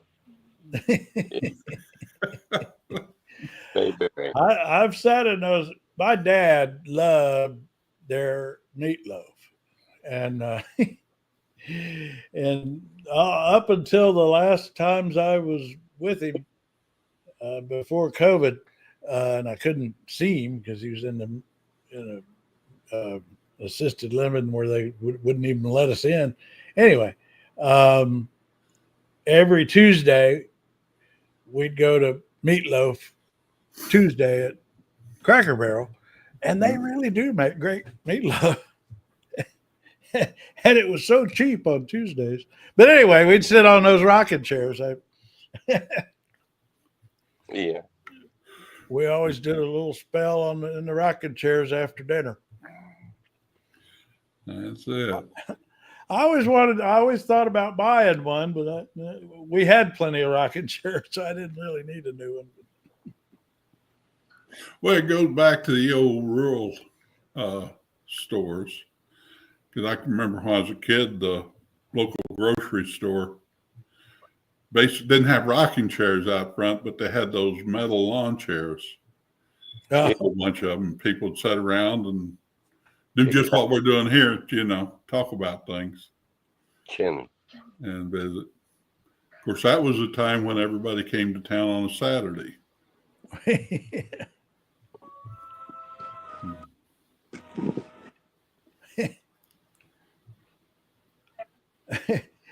and then you got those. I remember what I was doing the John Glenn campaign in Alabama, and we were setting up an event. And going up in the South, I grew up in kind of the New South where there were some things I missed out on since I didn't grow up in Deep South. And we were planning this event on a Tuesday, for a campaign event. And the local person there that was a supporter we were setting it up with said, "Well, we can't do it. That's a Tuesday town." And I said, "Well, what about?" "Well, we can't do it over there because that's a Wednesday town." And I didn't know what he meant was they had so little economy in some of those small towns. There were days of the week of the work, where everything closed because there just wasn't enough business. Oh, right. I'd never heard of that. I hadn't either, but it's very common in Alabama, at least I learned. Is a lot. Some of those towns are just so small with such small that the businesses have to close during the week, and then they would become known as Tuesday towns or Thursday towns if that's the day of the week that they're closed. So I'm not the only Southerner who hadn't heard that. I do know you can't do a meeting on Wednesday because the church people. Church time, yeah.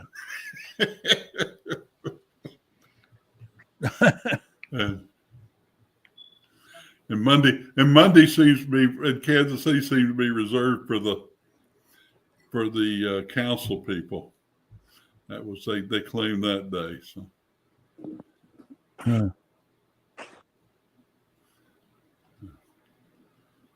But yeah, it would sit there. We'd go to those meetings and everybody get their little planning book out, trying to figure out what day they could meet. Rear-wheel drive pickup trucks are more valuable in the Southeast.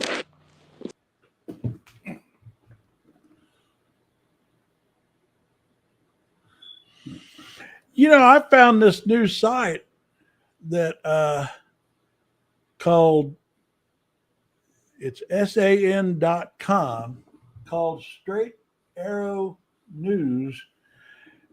And it was founded by some billionaire who's apparently a good billionaire. There are good ones, I'm not. And it's unbiased, straight facts. I just discovered it today, and somebody told me about it. And from what I can tell so far, I mean, it's pretty. It's not like, I mean, they've got headlines like about alligator Alcatraz, but it's just the facts, and 3 cabinet members claimed multiple primary residences, and judge unseals. Oh, they unsealed the search warrant of John Bolton's home. Yeah, they got nothing. Anyway, it's SAN.com. Looks kind of I've been on the search lately trying to find, now that everything I was used to is fastest captured. Well, I don't know. I started doing when I got on Twitter, basically, and just trying to get a broad spectrum of real information. Yeah.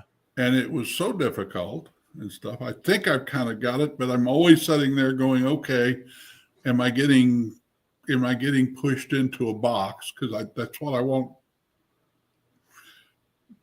And so, yeah, I kind of try to avoid the liberal screamers and the conservative screamers, and see if I can't hit something where somebody knows what they're talking about. Yeah, I just put that on the screen here. This is the san.com. And I mean, mainly it's just pretty slick, and they've got a lot of they do some of their own news, and then they're also an aggregator of others. Unbiased. Let me go find a pencil so I can write that down, because I'll never remember it. Yeah. If you look at news here, here's the politics. So for politics,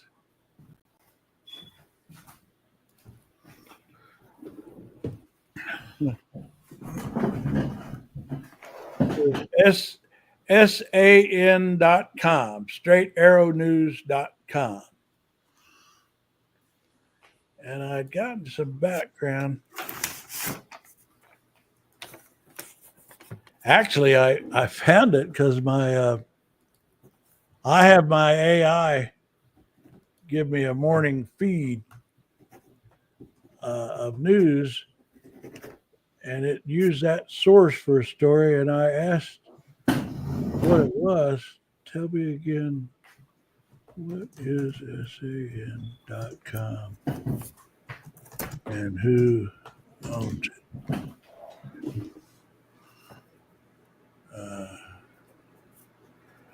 Yeah, it's bankrolled by a billionaire, Joe Ricketts, who was the TD Ameritrade founder and sold it to Schwab, and then bought this news site and is dedicated to. And anyway, the media's. There's a couple of sites that measure bias. Media bias factchecks.1 is one, and they give it a least biased rating with most factual reporting. All Sides is another site that scored it as slightly right of center, but not much. And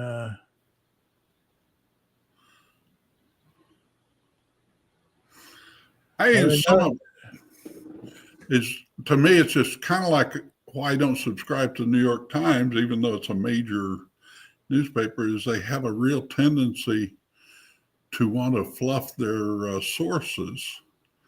So they're real careful, on what of irritating their sources. Absolutely. Because they're afraid they'll miss out on that next big scoop. Yeah, that's what we call access journalism. Yeah. Yeah.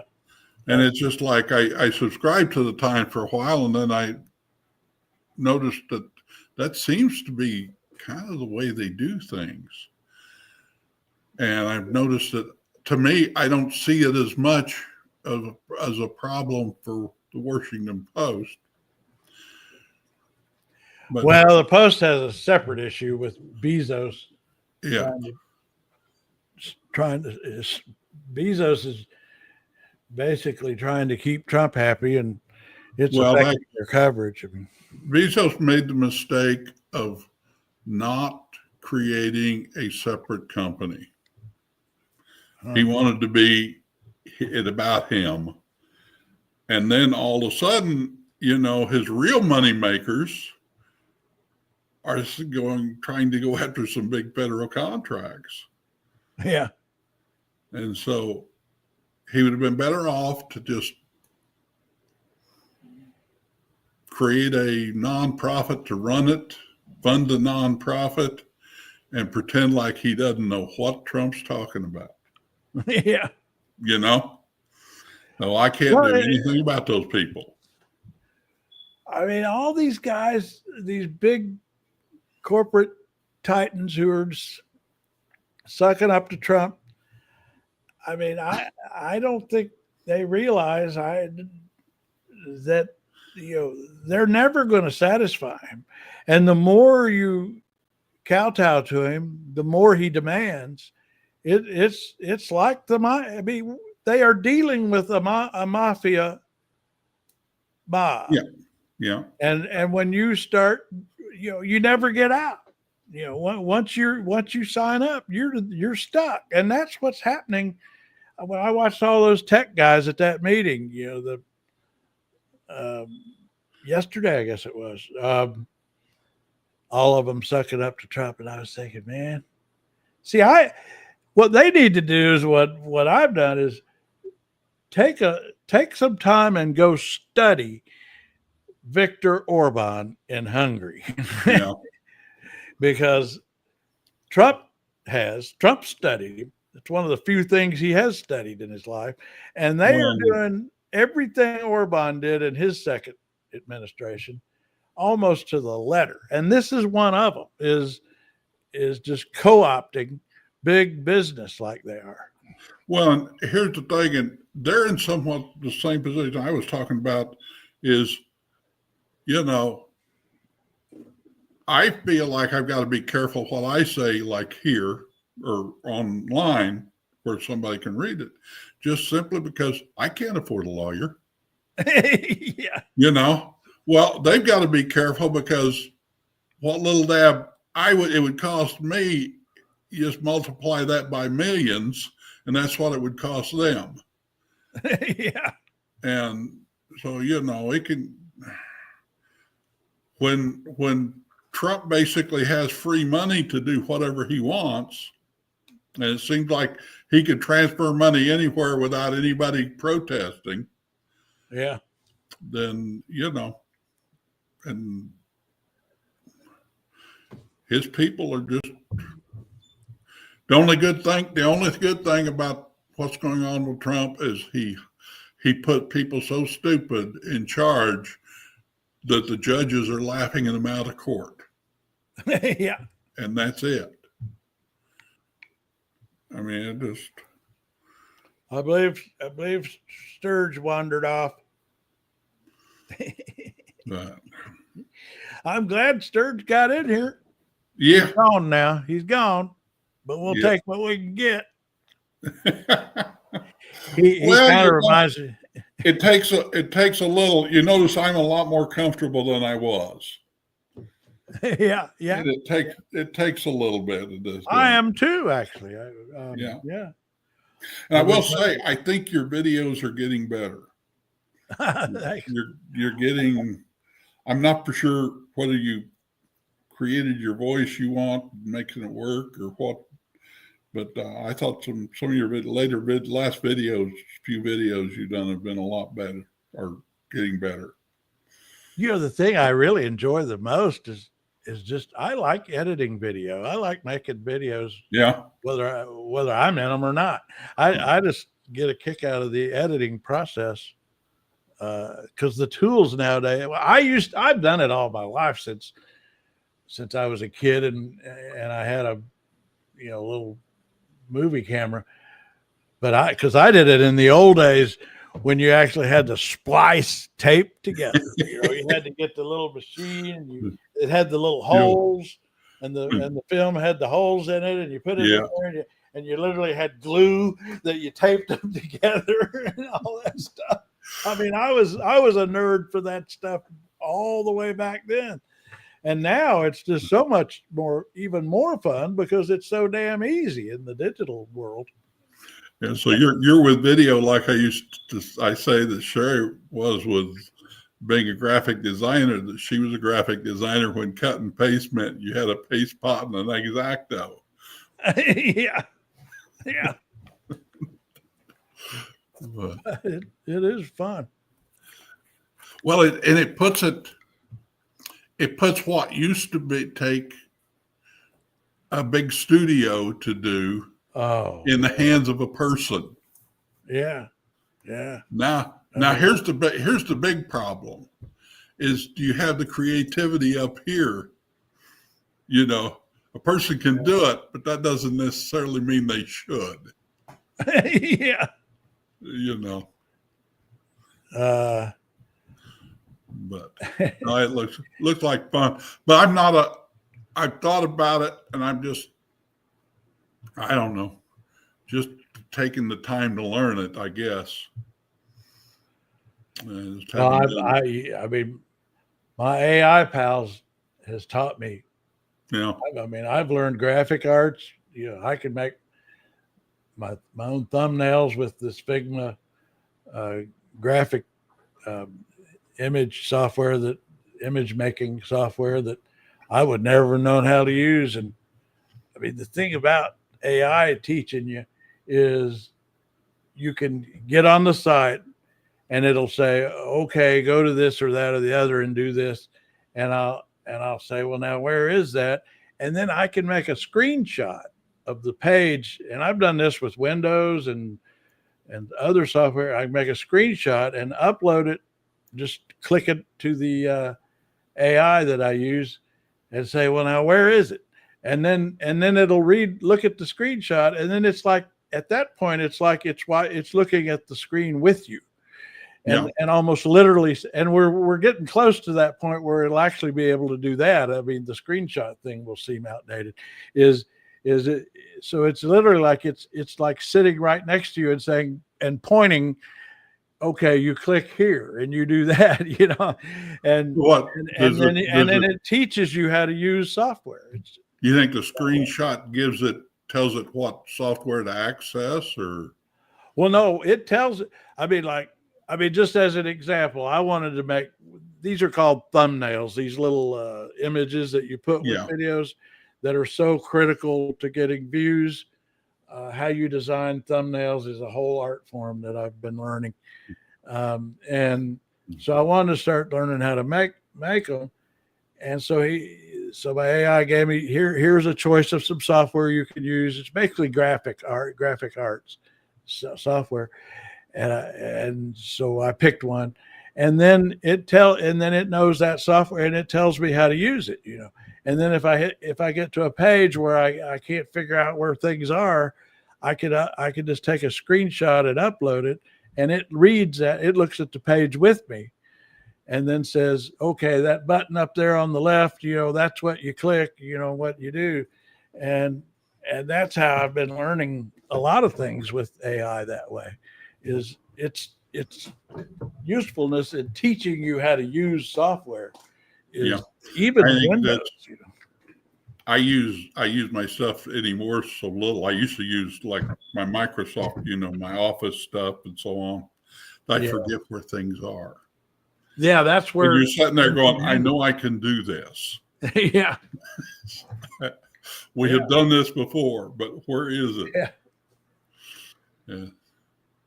Well, yeah, I mean, I've learned a lot of Windows functions from AI that I didn't even know existed. You know. Yeah.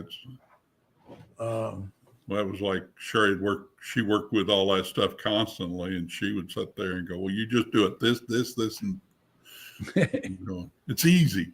Yeah. Yeah. That's what got me into cooking videos is I was watching all these YouTube chefs, you know, that are so popular, and I got so tired.